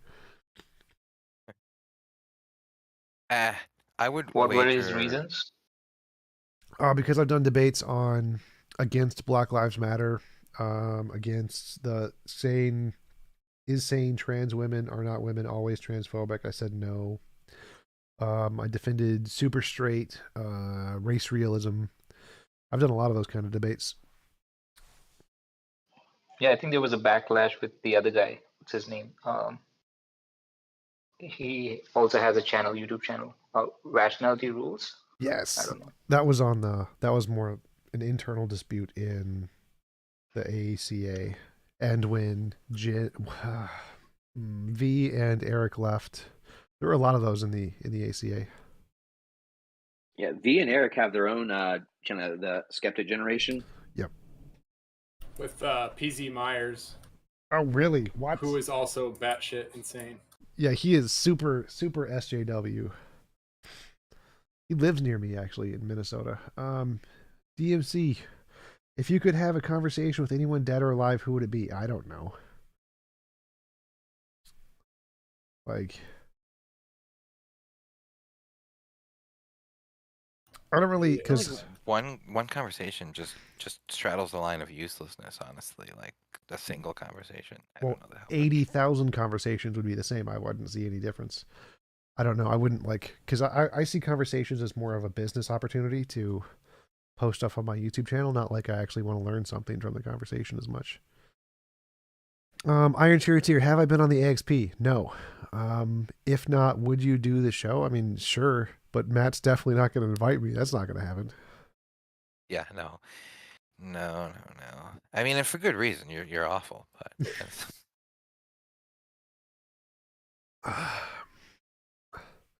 Jesus. If I could talk to one dead person, it would be Jesus. That would be yes. oh, that's good. Then you could suss out some like factual information that might be Yes. missing Yep. from it. Yep. Yeah, that's good. Ask some I'm a trick Christian. questions. I should have thought of Jesus, but it wasn't the first person that came to mind. That's because he's alive, dude. It's because he's alive. Yeah, well, no, he's not, but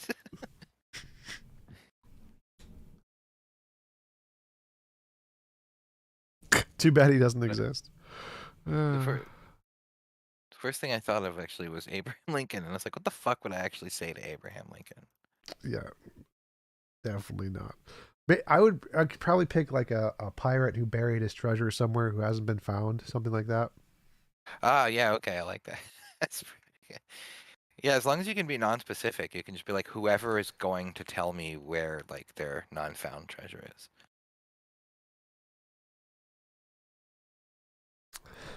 Yes, I mean I acknowledge Jesus was a real person and then died, for sure. Albert Faust. There's been a resurgence of mythicism lately, though, and I think it's got an okay case. They need more evidence. Resurgence. I don't know if there's been a resurgence, not academically, maybe in like Discord and stuff, maybe. Yeah. I don't know about the academic case for it at all. But if for more and more people, It's gone from 2 to 3 mythicists. Fair. Okay. Hey, how often do you do this show? A few times a week. I just started doing the after shows. I haven't really done those before, but I should.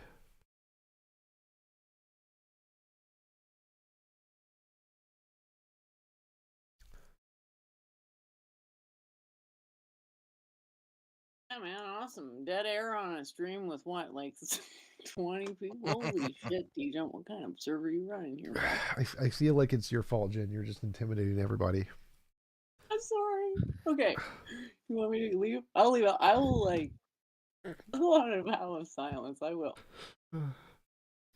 Tom, does Razor Core still come around? No, I haven't seen him in a while. Did Scotty ban Friendly him? white supremacist? Yeah, I know who you're talking about.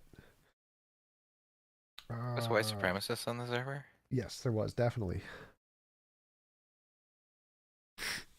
I mean, besides TJump, but I have a question, Tom. How do you feel about de-radicalization processes?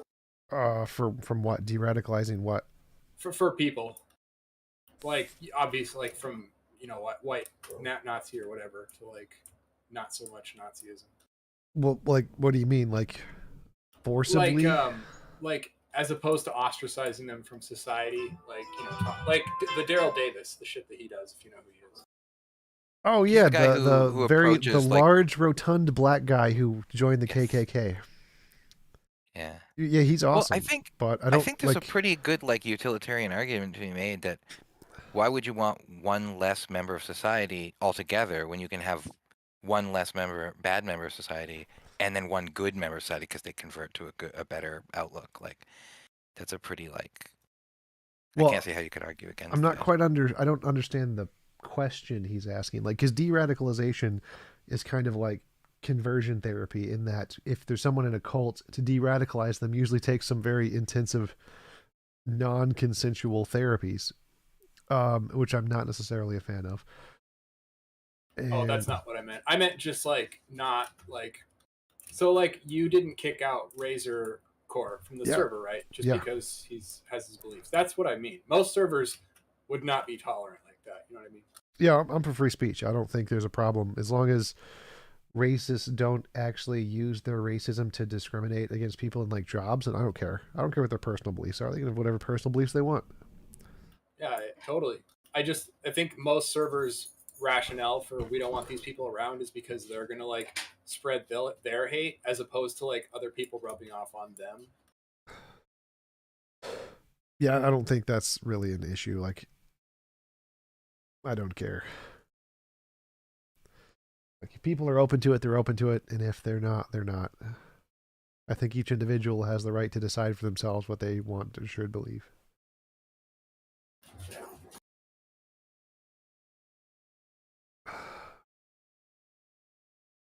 Hey, I got another question for you, kind of on the same lines. I mean, I do agree that, I don't really care what people are, provided that they're not having an impact on the real world. You had mentioned Matt Dillahunty earlier and his SJW stuff. I again, not having heard of it or having your views on it, mentioned having sort of had arguments against BLM and some of you mentioned a few things. I just curious. You hadn't gone into that. If you don't want to go into it here on this What's the question? platform. Yeah, more of just what is your position on that as far as why you feel like maybe you are maybe again, if I didn't understand your position, I apologize, but it sounded like you're saying. Yeah, so I argued against BLM because their primary argument. I did a debate, All Lives Matter versus Black Lives Matter, against Jake from Jake and Hugo, or Jake and Hannah, or whatever they changed the name to. My position is that the fundamental argument of Black Lives Matter is wrong, that African Americans are being disproportionately shot by police, and especially unarmed African Americans, because that statistic is factually wrong. About 37% of victims of police shootings are African American, which is exactly the same percent of violent crime done by African Americans. So it's not actually disproportionate. So their argument is not correct to say that they're disproportionate there. And the unarmed one, it's like single digits, like 9, I think, unarmed African Americans were shot in a year or something. So it's not really a significant statistic to use. And it's still only like 40% ish. The vast majority is still white people who are unarmed and shot by police. It's like 60%. So their fundamental statistic is wrong. And the reason I take those positions is because many people on the left condemn anyone who support or don't support BLM or any of their pet ideological positions and call them bigoted or racist, transphobic, whatever, and don't actually consider any of the arguments they're saying, which I find is fundamentally wrong. I think that it's wrong to demonize people for supporting a position just because it's a position against what you believe, because that's fundamentally what atheists are doing. Like, that's why we were condemned as atheists, because Christians didn't like the fact that we didn't adhere to their religious beliefs, and so they'd persecute us. And so now it's hypocritical for atheists to do the same thing to people who don't accept their political beliefs, which I find very bad. And so I've taken time to try and debate against those holy relics of atheism that they say it's bad to debate against. Let's see, what other, I did super straight, because the super straight one and the trans women one was the same thing. Is like, it's reasonable for people to use sex and gender as synonymous. Like, many people are brought up with that way, and it's completely reasonable and non-transphobic to use sex and gender as synonyms. But many people on the left treat anyone who does that as being transphobic when it's clearly not. If they were brought up that way, it's not transphobic. They're not doing it bigotedly. Even though there are some people who do it bigotedly, that doesn't mean everyone who does it is bigoted. And to treat everyone as bigoted who does that is no different from the Republicans who say some Muslims are terrorists, therefore all Muslims are terrorism, or Islam itself is terrorism. It's a just generalization, false generalization fallacy. And so again, it's hypocritical for people on the left to generalize everyone who treats gender and sex as synonyms to be transphobic just because some of them are. Race realism, actually, let's see. Race realism is surprising fact about the Phil surveys paper, Pew paper. About 20% of professional philosophers think race is real. And so it's perfectly justified to like make an argument that race is essentially echo clients. It's not like the folk understanding of race that people have, black, white, Asian, in Native American, whatever. That's not accurate, but there it is reasonable to say race is a real objective phenomenon tied into echo clients, which are a real biological phenomenon. And so you can make the argument race is real without it being racist. Again, something that many people on the left don't accept. So I take these positions as a way to counter the bigotry and hypocrisy on the left of treating people as evil because they don't adhere to their sacred political beliefs, because it is hypocritical, since it's exactly the same thing we're criticizing about religious people. And that's why I take those positions. No, I appreciate the clarification. I think it sounds like what you've said is that you're not opposed to every single ideal of every single thing that these groups may believe, but that you're just looking at from a strictly factual perspective that some of the tenets they hold are based on incorrect information, and that they should just not believe those things anymore. If they want to hold whatever belief, it should be supported by evidence rather than just an emotional belief about something. That Yeah, I can absolutely. agree with. Yeah, so I'm not against the goals of like BLM of equality and stuff, but there are factual criticisms that you can levy against them, and but really the bigger issue is the fact that if you criticize them at all ever for any reason, a large portion of the left is going to call you racist or bigoted or transphobic, and that I see as the bigger issue. And why I'm interested in taking those topics is to show the bigotry and hypocrisy on the left for simply criticizing a position, even if it's perfectly rational. No, that I can agree with. I think that if anything, that should be a view to take, to say, hey, this allows me to sort of like steel man, this argument, instead of like allowing it to be misrepresented, allow it to be taken into a different direction than I meant. Let me abandon ideas that don't are not supported by any facts or evidence, and let me actually, take it based on what is real, and then let people believe that based on what they will. Exactly, and that's why it was ironic that Matt Dillahunty was calling me a garbage human for taking the All Lives Matter position in that debate. Yeah, I think that's an appeal to pathos that I think he would generally reject, but maybe is unaware of in a sense. If I haven't heard that, yeah, assuming he did, then I would assume that's probably where he's coming from, just from an unconscious place. That Yeah, I think he's just anyone who goes against BLM or his trans rights or whatever, he just calls a garbage human, because he's making the same generalizations that religious people do about people who go against their religious beliefs. And I just don't think he realizes it. But that's the whole point of me taking those debates. You can find the clip. It's on my Facebook. There's a Don Fullman posted something on Facebook, and I just shared it, where there's the link in the timestamp of the episode of the line where he said it. Hey, well, I appreciate the clarification. Thank you for that. Yep.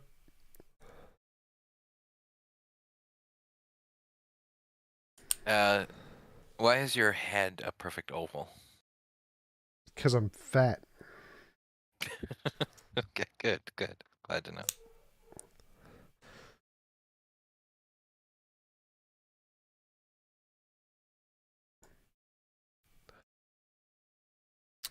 Man, I really thought other people were going to join in on that discussion. I'm trying to start a good conversation here.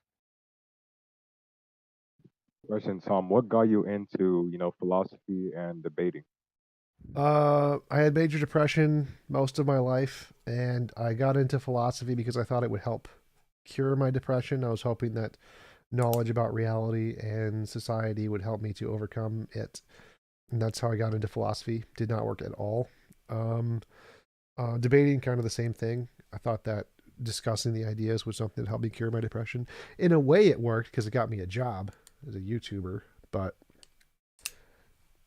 it didn't really solve my depression as much. No, it didn't have that effect. But that's how I got into it. I got into it as a hope that it would solve my depression. I appreciate it. Yep.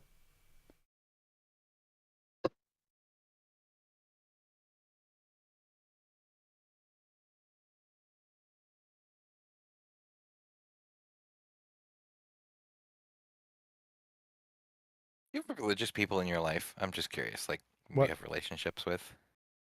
Yes, the girl I'm dating is more religious or spiritual, not like actually Christian, just more like spiritual. My family is all religious. How do you talk? Like, is it tolerable to you? Like, you separate your what you do on the internet from that part of your life, or do you challenge them too? If they want to talk about it, sure. If not, then no. Like I don't ever try to force my conversations on anybody because I don't really like talking to people in general. So if someone asks me a question, I give them the honest answer either way.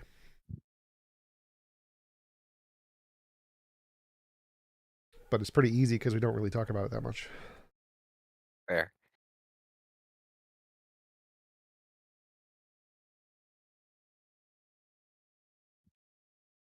You like debating, and would you call it a hobby? Mm, I mean, I know it pays the bills, so theoretically it's not actually a hobby, but like, do you also do it as a hobby? I don't know. I hated it originally. Like I hated talking to people ever for any reason back when I was super depressed, and inviting professors out to coffee was like a way for me to practice socially interacting with people and getting used to it. But I don't know if I ever enjoyed it as a hobby. For me, it's probably more just paying the bills. If I had infinite money, would I still be a YouTuber? Probably not. Well, damn, don't get too rich then. We're gonna miss you.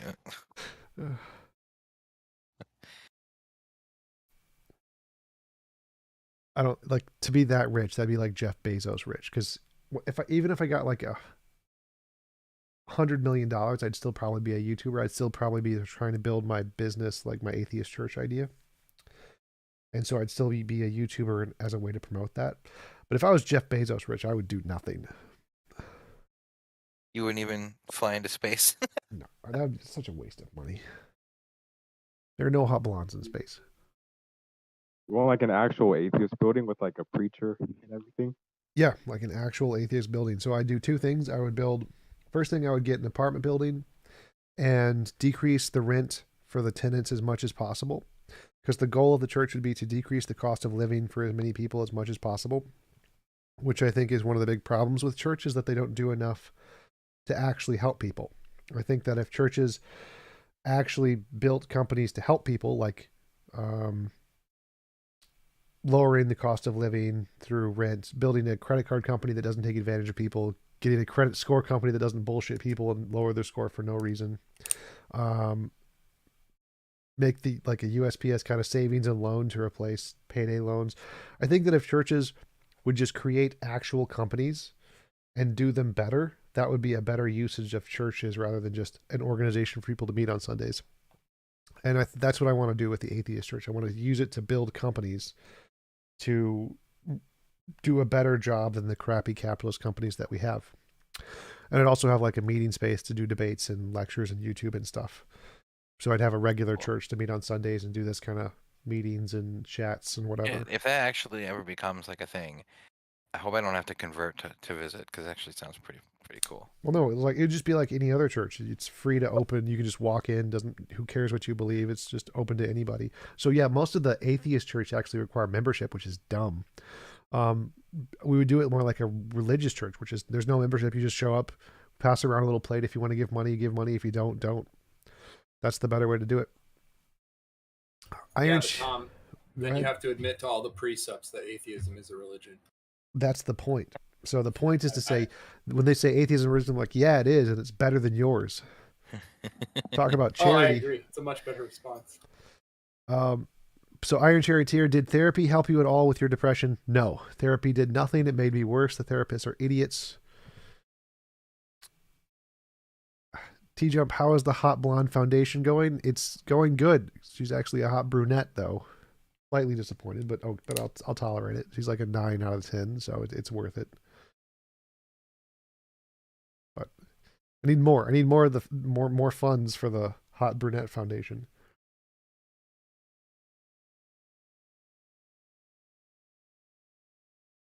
Would this atheist church be kind of a community center?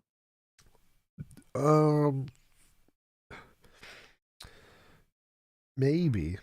I haven't thought about doing like a community center where you have like basketball and stuff, but we would do Section 8 housing. So we'd buy a bunch of broken down housing, fix it up, and let people who couldn't afford housing live there. And the government sends you a check, which is really nice for that. We would do regular housing for like apartment buildings would be more for middle income people who could afford it because it's harder to maintain that for poverty people in poverty. Maintaining an apartment building for people in poverty is extremely expensive and very difficult to do. So it's better to do that one for middle income people. But Section 8 housing is definitely a possibility to help people who are in poverty to afford housing. But we definitely have a church building for like get-togethers and stuff.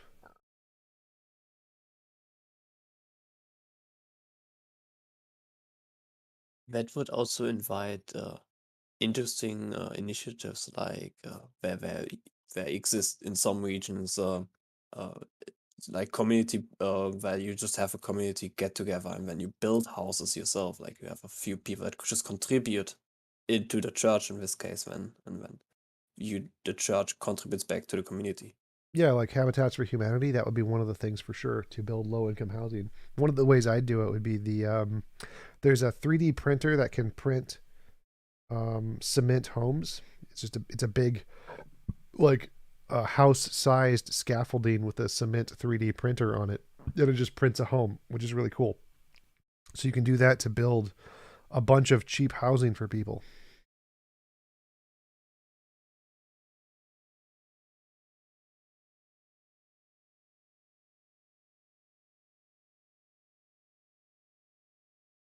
Iron Charioteer, did medication ever help you with depression? No, medication did nothing. I also tried, what's it? TMS, transcranial magnetic stimulation. It didn't work either. Also garbage. None of the therapies from helped at all. None of the drugs helped at all. None of the experimental therapies helped at all. It was sex. Sex is the only thing that helped.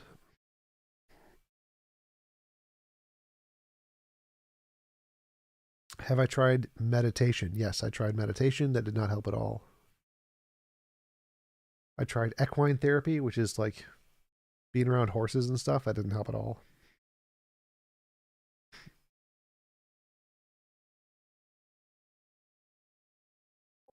I mean, horses maybe makes it worse because, like, they're kind of a nervous wreck sometimes, aren't they? No, the equine therapy ones are trained horses. They're calm horses. They're like, what are those? Yeah, but then you have the, like, meta perspective of, like, God, I'm pathetic, potentially. I don't know, which could potentially spiral you into a lower state of depression. Just a thought. Yeah, like when doing meditation. Yeah, you're just, like, sitting there doing nothing. And it's just Yep. like, damn. Yep. What's up? TJump, when you said it would be more moral to not defend yourself if someone is going to die, wouldn't it be better for the murderer to die than rather than the non-murderer just defending themselves? Yes, but it would be more moral for the person who is the non-murderer to just turn the other cheek. That would be more moral than killing the guy in self-defense.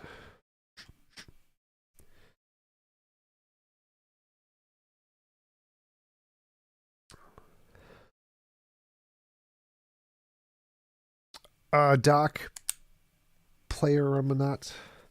TMS is not garbage. TMS can help a lot of people. So I'm not saying it's not. It was garbage for me. It did nothing for me. Not necessarily that it's garbage for everybody. Don Fulman, did you try Jesus? Yes, I ate many different tiny pieces of Jesus and drank his Jesus blood. It tasted very much like grape juice. It was not very effective.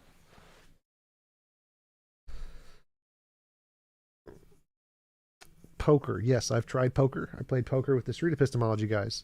I won a decent amount of money from it.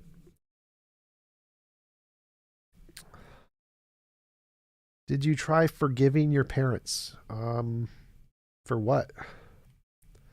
My parents didn't have, it wasn't their fault, I don't think. Depression was biological.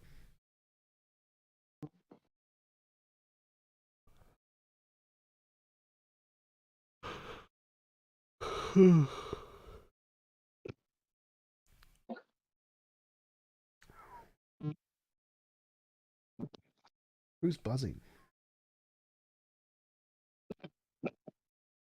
Somebody, I think, is talking but breaking up so much that you can't hear him.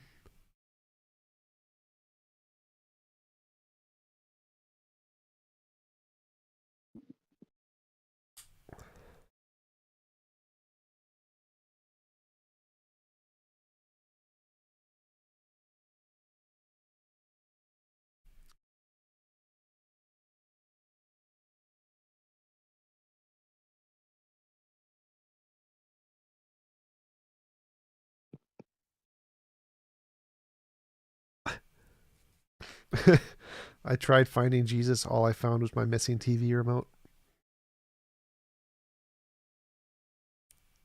Does he read super chats from here? No. Occasionally.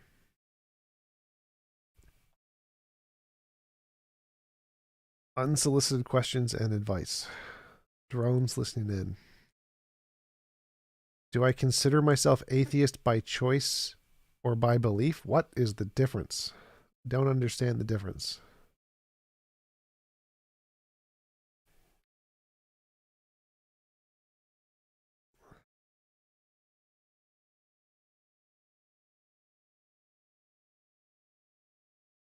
Why do I think Christianity demonizes sex so much?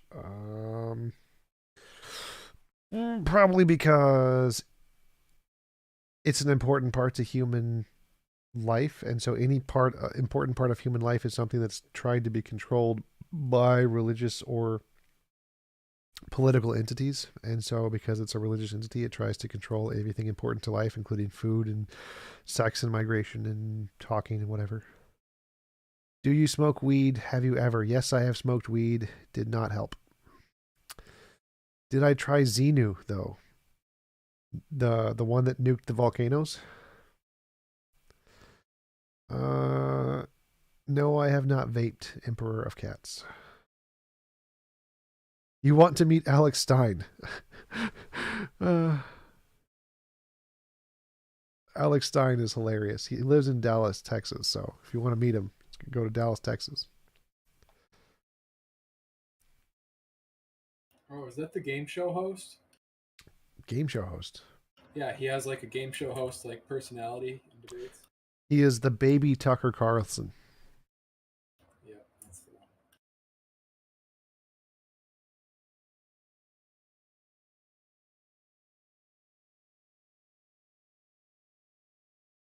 I do find him very funny.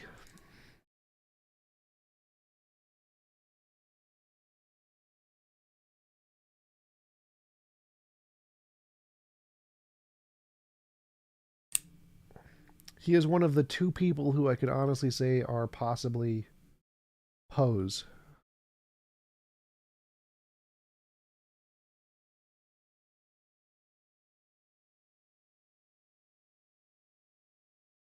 Yeah, Alex Stein. Alex Stein is hilarious. He has a very funny personality. He does a very good satirical baby Tucker Carlson impression.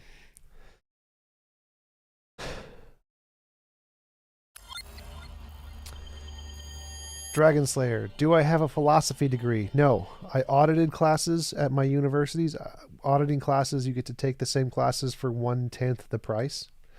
So I didn't go for a degree because I had no desire to get a job, and getting a philosophy degree is a waste of money because there aren't any jobs.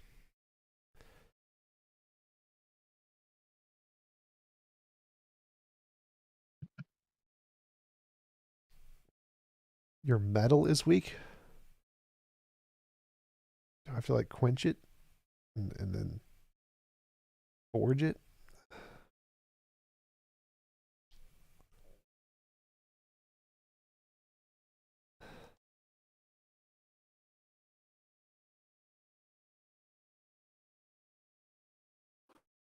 I have an actual question, Teach. Like, do you think it's a problem that we conceive, of a large and small scale infinities with the same construct? No, because infinities aren't numbers, they're sets. So imagining different sizes of sets shouldn't be a problem. I don't think it's an issue that as you converge the fine scale, using the same construct to approach the fine scale as the large scale, and that's not a contradiction to get bigger and smaller. No. Have that be equipotential? No, because they're just sets. Sets are allowed to be bigger and smaller. It's like a different dimension on a line graph. It's not the same as numbers. So there's no problem with it as long as you understand the difference between how sets works and how numbers work. You have to be a Jaunty. presuppositionalist that these things have some sort of bearing on reality. What? No, infinites don't necessarily have to have anything to do with reality. They're just, they could be purely constructs. It wouldn't make a difference. They could still describe them in the same way. Jaunty, have you ever gone live on TikTok? Yes, I've gone live on TikTok once or twice.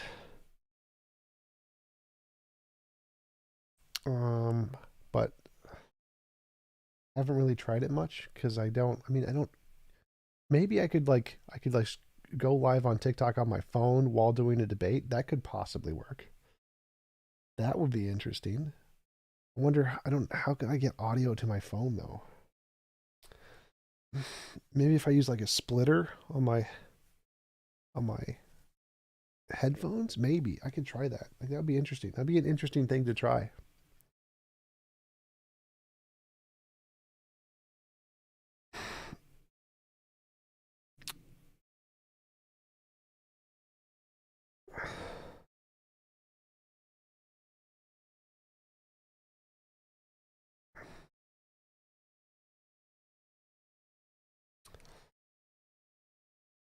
Brandon, I debate pretty much anybody. Invite anybody on my show, so it's not like, I debate professors, so.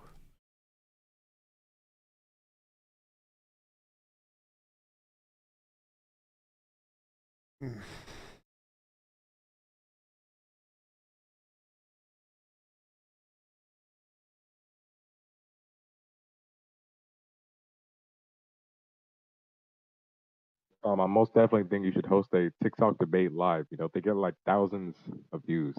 I see it all the time. I need to know how to set it up. I don't know how to set. How do I do that? And I'm thinking about it. Like if I could split my audio and get my audio to my phone somehow, because I couldn't do it. I couldn't just turn my speakers off because then it would produce an echo. So I'd have to like get a splitter for my mic and get it hooked into my audio from my phone. And then I could probably just put my phone up like here or something and have it like attached and just pick up the picture from my screen. It's possible I could do that. It's possible I could do that. Yeah, I bet if you, Google it or look up how to do it on YouTube, you could get a lot of answers and, start it up.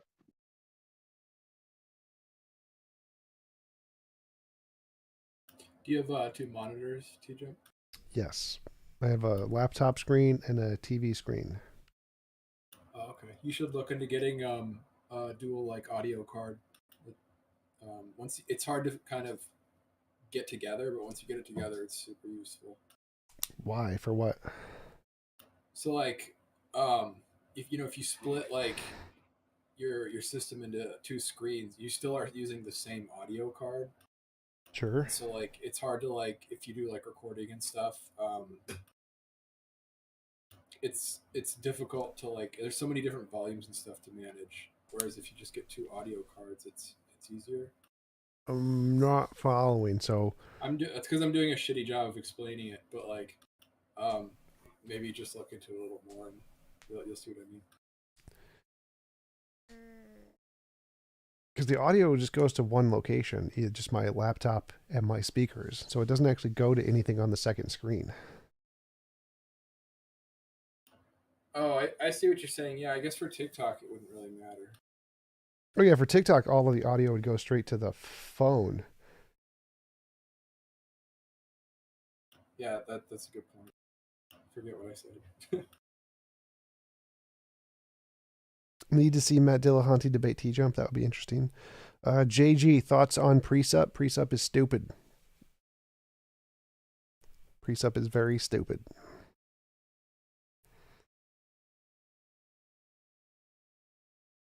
Jay Dyer, TJump versus Jay Dyer round 2. That would be funny.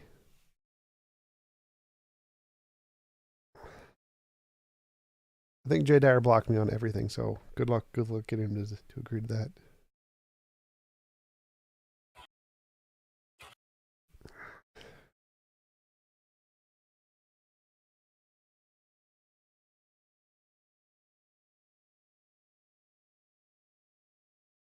Clayton Hughes, what is the least bad pro-theist argument in your opinion? Like, I mean, the cosmological, but it doesn't actually work for a god.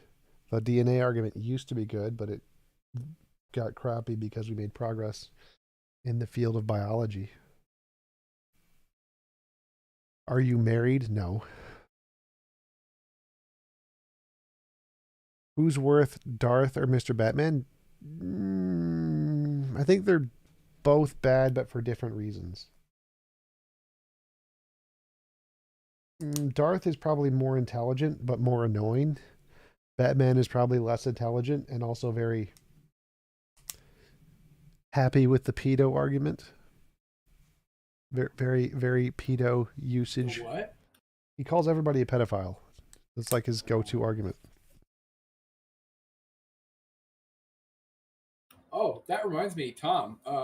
Have you heard of Mr. Girl? Nope. Oh, dude, you should look him up. He's quickly gaining prominence. He did the review on Cuties. If you're familiar with that. Does he have anything to do with like God or philosophy?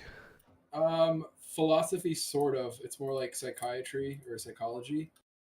But like he does a lot, so everything is on a spectrum to him. Like everybody is a pedophile to a degree. It's really interesting. You should look him up. Iron Charity, what would you do if you had 6 months to live? Lots of sex. Not much else. Netflix and chill for like 6 months.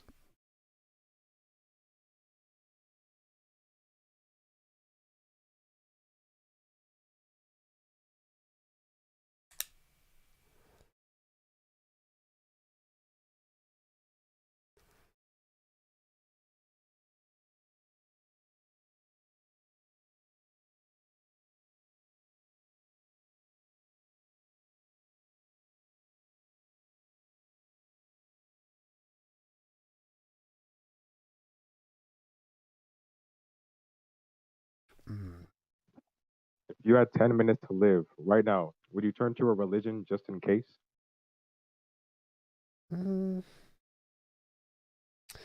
Probably not, because I think all the religions are pretty dumb. I'd probably go with maybe a general god, if anything. Yeah. You just accept Jesus and you lower your chances. Yes, that would be true. Like going to heaven, the Christian heaven would be bad. Yeah, probably worshiping God for eternity. No free will in heaven.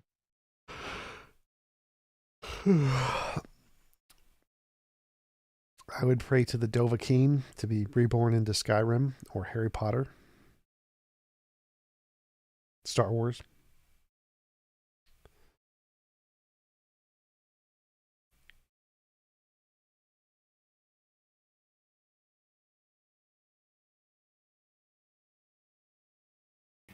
Star Wars Heaven would be pretty dope. Yep.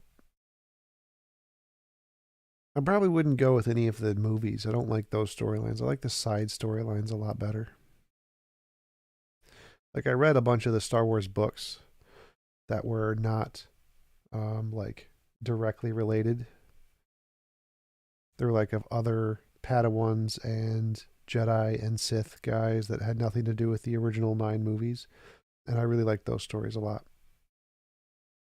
KOTOR, the games, Star Wars Knights of the Old Republic, that was amazing. That was an amazing game. Yeah, it was.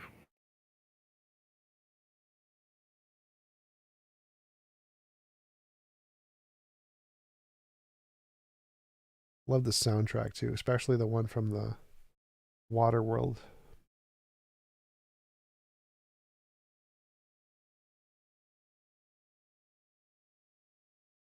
Thoughts on Cosmic Skeptic's argument for veganism? Clayton, I think veganism is morally right. I think that animals are conscious and so it's immoral to kill them. I just don't care. I like cheeseburgers more than I like being moral.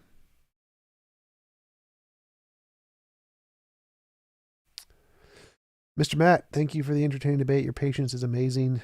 Lol. Thank you. Thank you for the super chat. I appreciate it.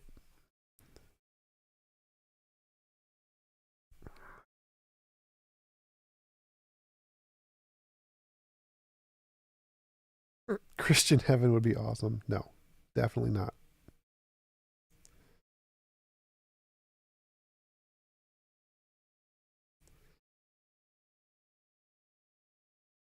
If anybody on YouTube wants to join the Discord and speak, say stuff, Discord link is in the bottom right.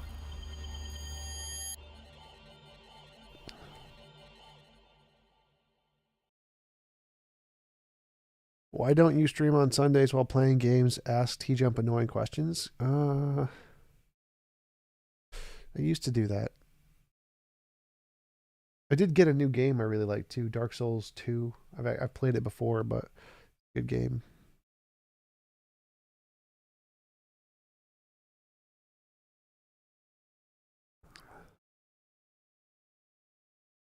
Deftones fan. Nope, I don't even know who that is.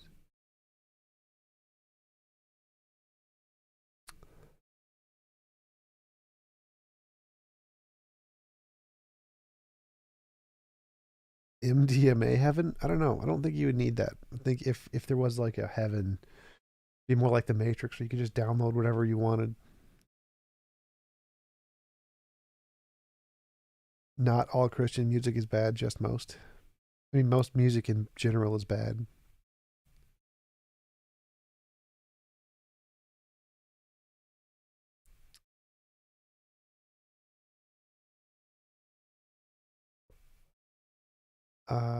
Blessed be he. Do you know the path? I believe you asked the question wrong. It's do you know the way? Remember that meme from a few years ago? Do you know the way?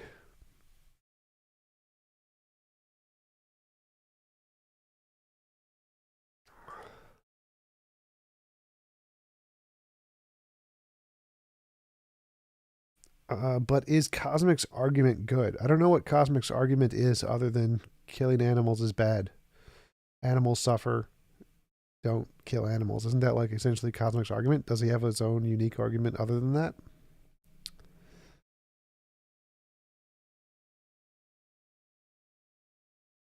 Pop, pop, pop thing. I don't know what the pop, pop, pop thing is.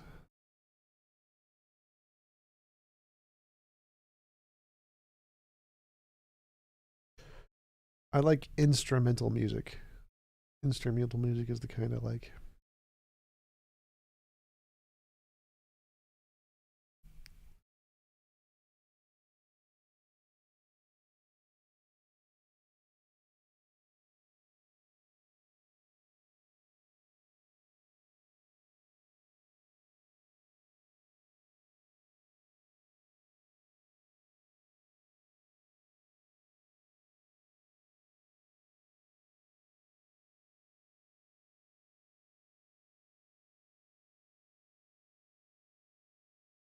Plants do not suffer. Plants feel nothing.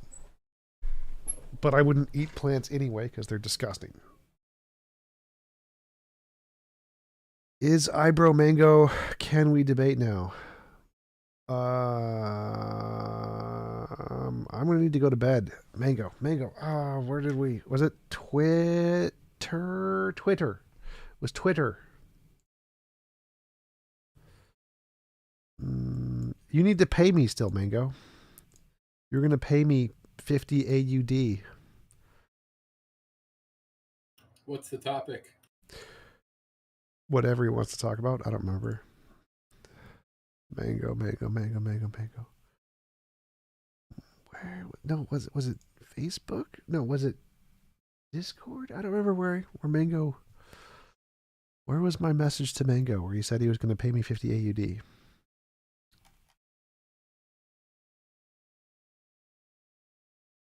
Can we get Mango back in Discord? Was Mango banned from Discord? Gmail. Gmail? Gmail. Social media, Gmail.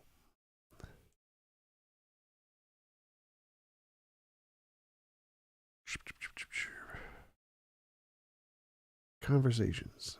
Mango tea. I don't see Mango here.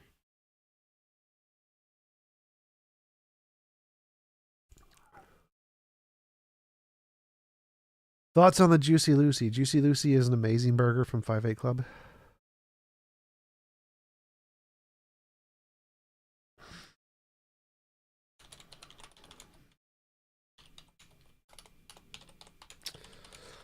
Mango, send me another message on whatever you sent me a message on before, and we can set up a debate time and once you send me my monies.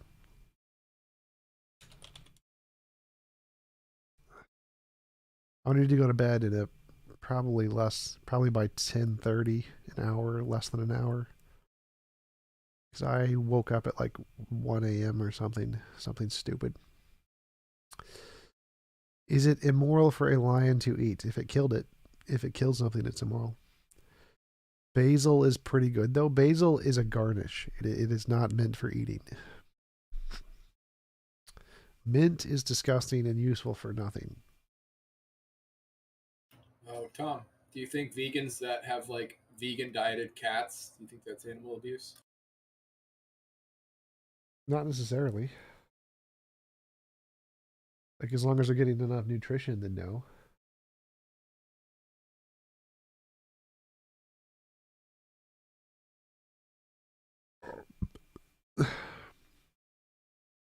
DMZ, didn't you say you got sick or something? Yeah, we could meet at the 5-8 Club. That'd be great. Or Matt's is okay, but I like 5-8 better.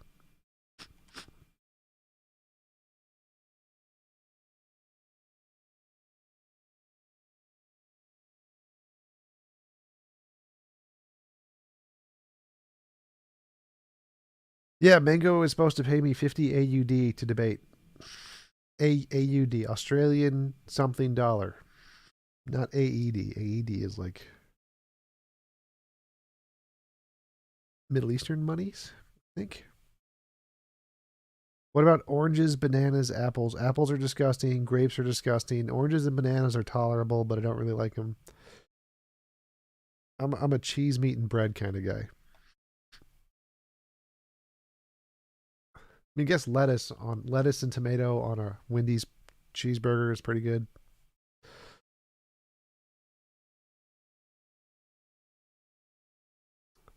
Yeah, I like 5-8 more too. 5-8's better than Matt's. I don't like mojitos. Mint in a mojito. I don't like any kind of alcoholic drinks ever. They're disgusting.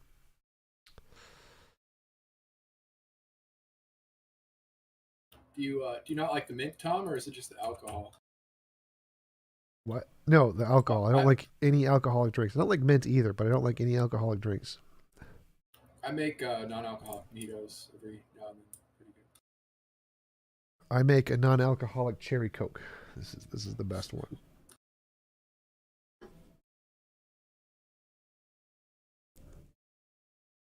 Meat over morals. Exactly, Matt. Meat over morals.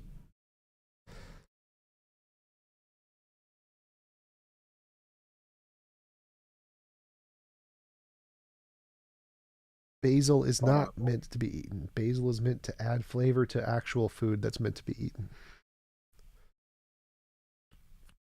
I do not smoke weed. What? You got a question? Yeah. Out of all the debates you had, how many debates do you think you lost? 4 or 5. How many debates do you think you did? 500. Wow.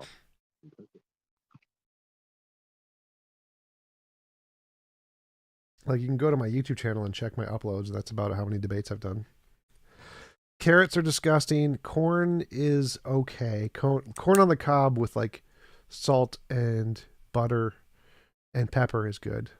That's edible, I guess. Have I hunted? I think so. In my past, I did. It's not something I really enjoyed. Too much sitting around waiting and then walking. I don't like that.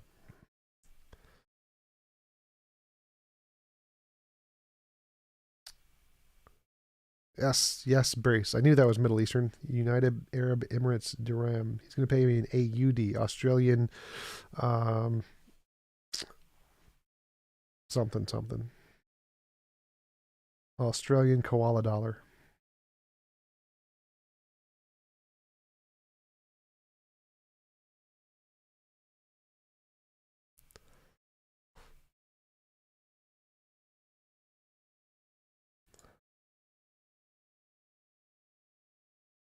Nope, no Long Island iced tea. I like Vietnamese iced tea. Vietnamese iced coffee. Vietnamese iced coffee is the best.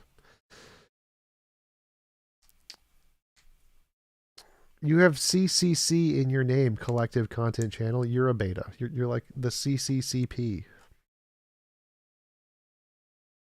Matthias Hotzenauer. Does free will exist, or is every action predetermined? No, free will does not exist. Free will, as far as I know, is impossible. Everything you do is either done for reasons, in which case it's determined by those reasons and not free, or it's done for no reason, in which case it's random, in which case it's not free.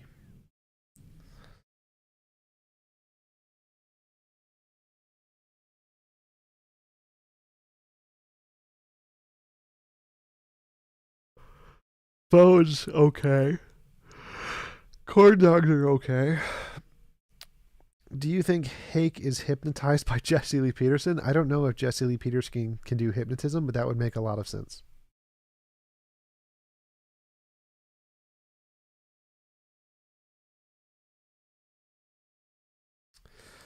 Have I ever eaten poutine? Yes. I don't like it, though. I don't like poutine. Poutine is nasty. It's like... Did you have it in Quebec? No, I just don't like If gravy. not, it wasn't a poutine. I don't like gravy. Like, why would you ruin fries with some kind of nasty gravy stuff? You need... What goes on fries is cheese and bacon. I'm just gonna pretend I didn't hear that for the sake of our friendship.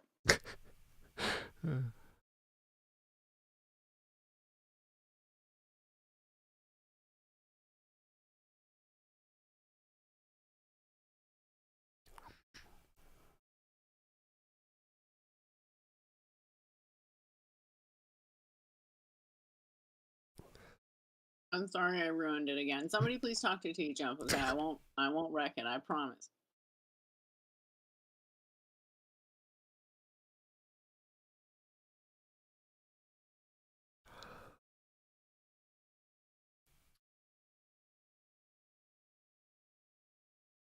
Gin wrecks everything.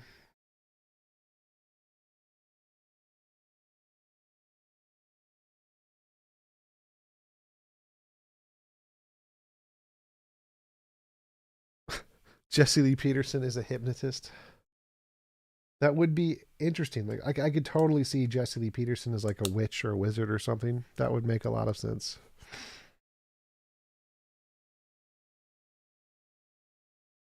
How much for a debate, Mr. Boss? $50. $50 for a debate.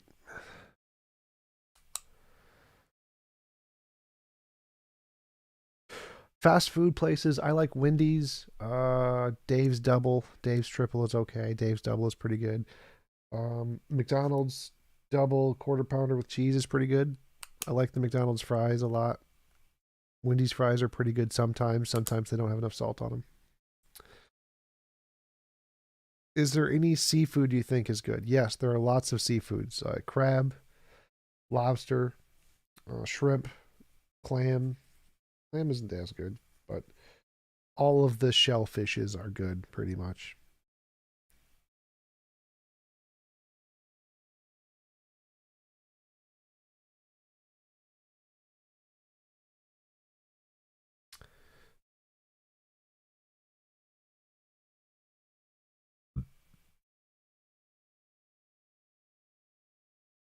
Wendy's spicy chicken sandwich, it's okay. I like Dave's Double better.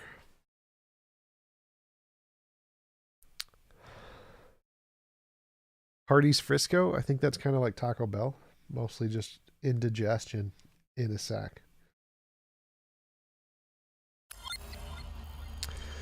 Dragon Slayer, McDonald's is great. Yes, I like the double quarter pounder.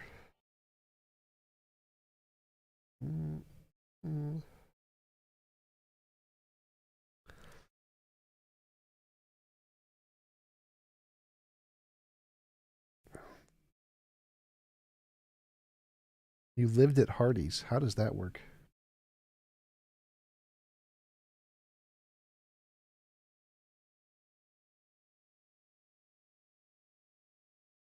Ever debated a real pastor. Yes. Gino Jennings. I have no idea who that is. Copy. Search.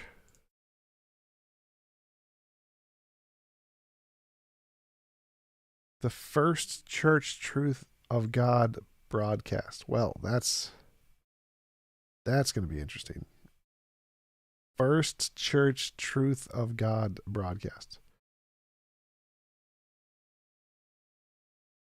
I can send him an email. Let's see. Favorites work.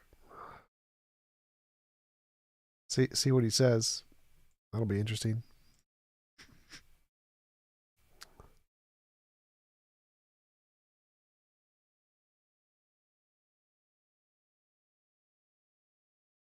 A pound of food in one sitting? That's not even that much. I eat way more than a pound of food in one sitting.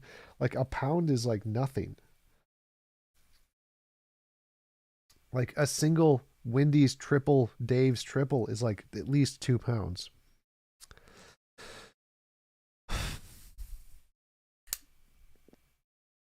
What's your favorite burger? My favorite burger is the 5-8 Roadhouse burger.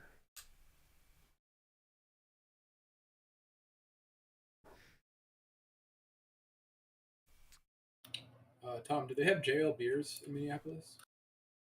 Maybe. I don't know. Is that a restaurant or a beer? It's a restaurant. There's like 4 or 5 of them in Fargo, Moorhead area. I haven't heard wasn't of sure it. how I haven't far heard it of it, so I don't know.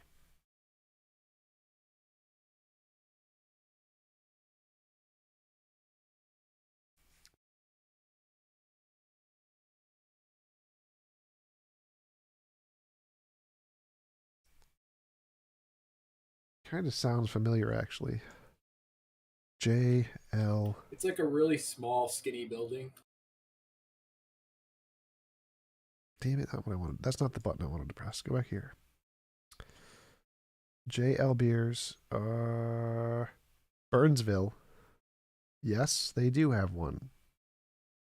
Check them out sometimes. They got really good fries, chips, and burgers. Burnsville. Directions. It is 18 minutes away.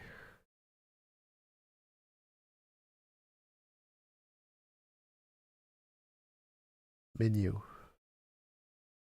The burger doesn't look bad. God damn it.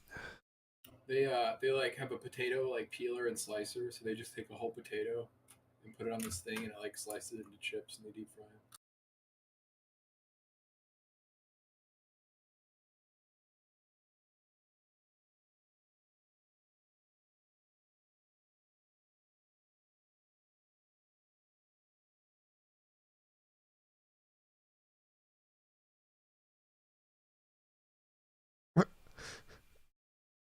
DMC says they're gross. Wow. I disagree, DMC. Iron Charioteer, what do women want? Money.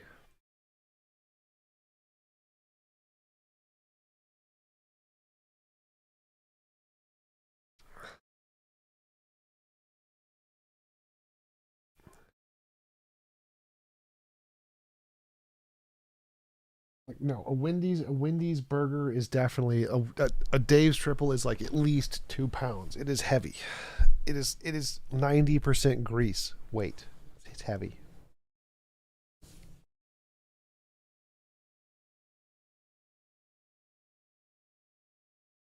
I mean, a double quarter pounder from McDonald's is a half a pound, and that's just the meat. And there's 3 patties in a Dave's triple, and each of those is bigger. How many hours do I sleep? Not many, usually. What is my dream job? I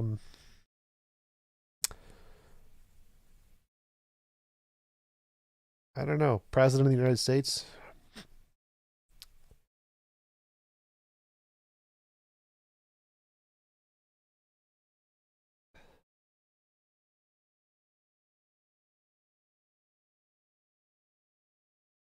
Is weed legal where I'm at? No. Can you even jump, though? I used to be able to dunk a while ago. Not anymore. I'm fat. I gained a lot of weight over COVID.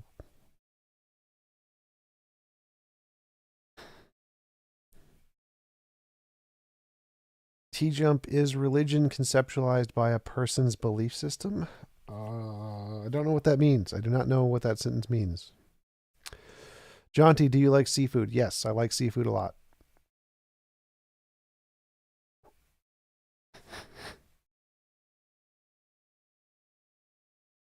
I think maybe they're asking, like, are religious beliefs the same class as other beliefs? It seemed like. Yes, all beliefs are beliefs.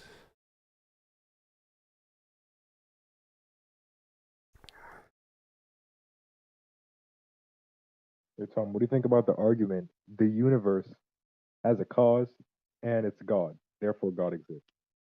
It's a stupid argument.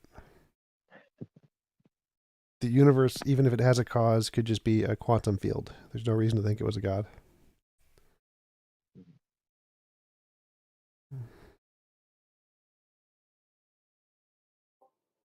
We're gonna call the quantum field God. We can just cut out the middleman. That would kind of defeat the purpose of the word God. No, it defeats the purpose of the word quantum field, which is incoherent.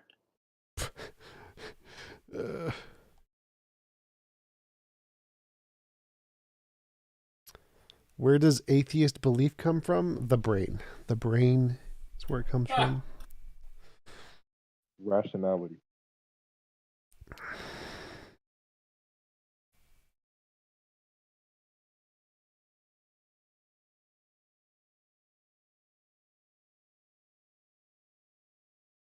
Last question from Dragon Slayer. Leighton Hughes asked who your toughest debate opponent was. My toughest debate opponent would probably be Rob Coons, I think. I really struggled in my first debate with him, but then really did a lot better my second one. Probably Rob Coons.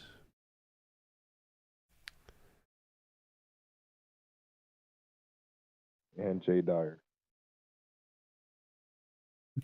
I was going to say, ask yourself. Those aren't tough debate opponents. Those are morons. Morons are not tough debate opponents.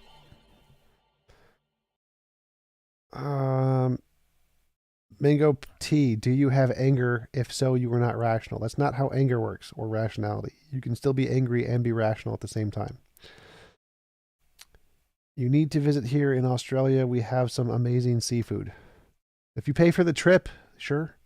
I'm not going to pay like $1,000 to get seafood in Australia.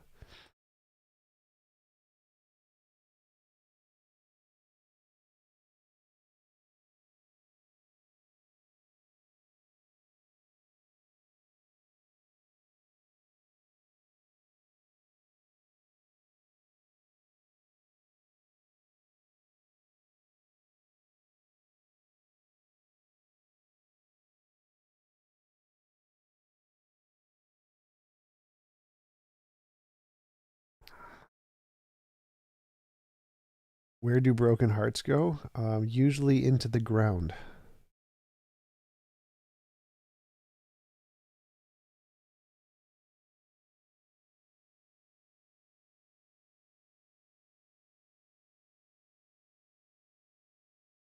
Is atheism considered a cult? No.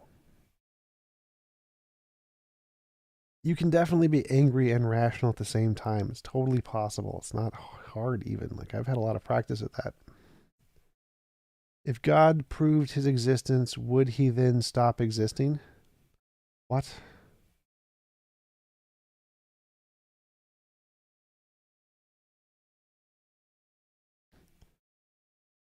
See ya, DMC. Let's get 5-8 sometime.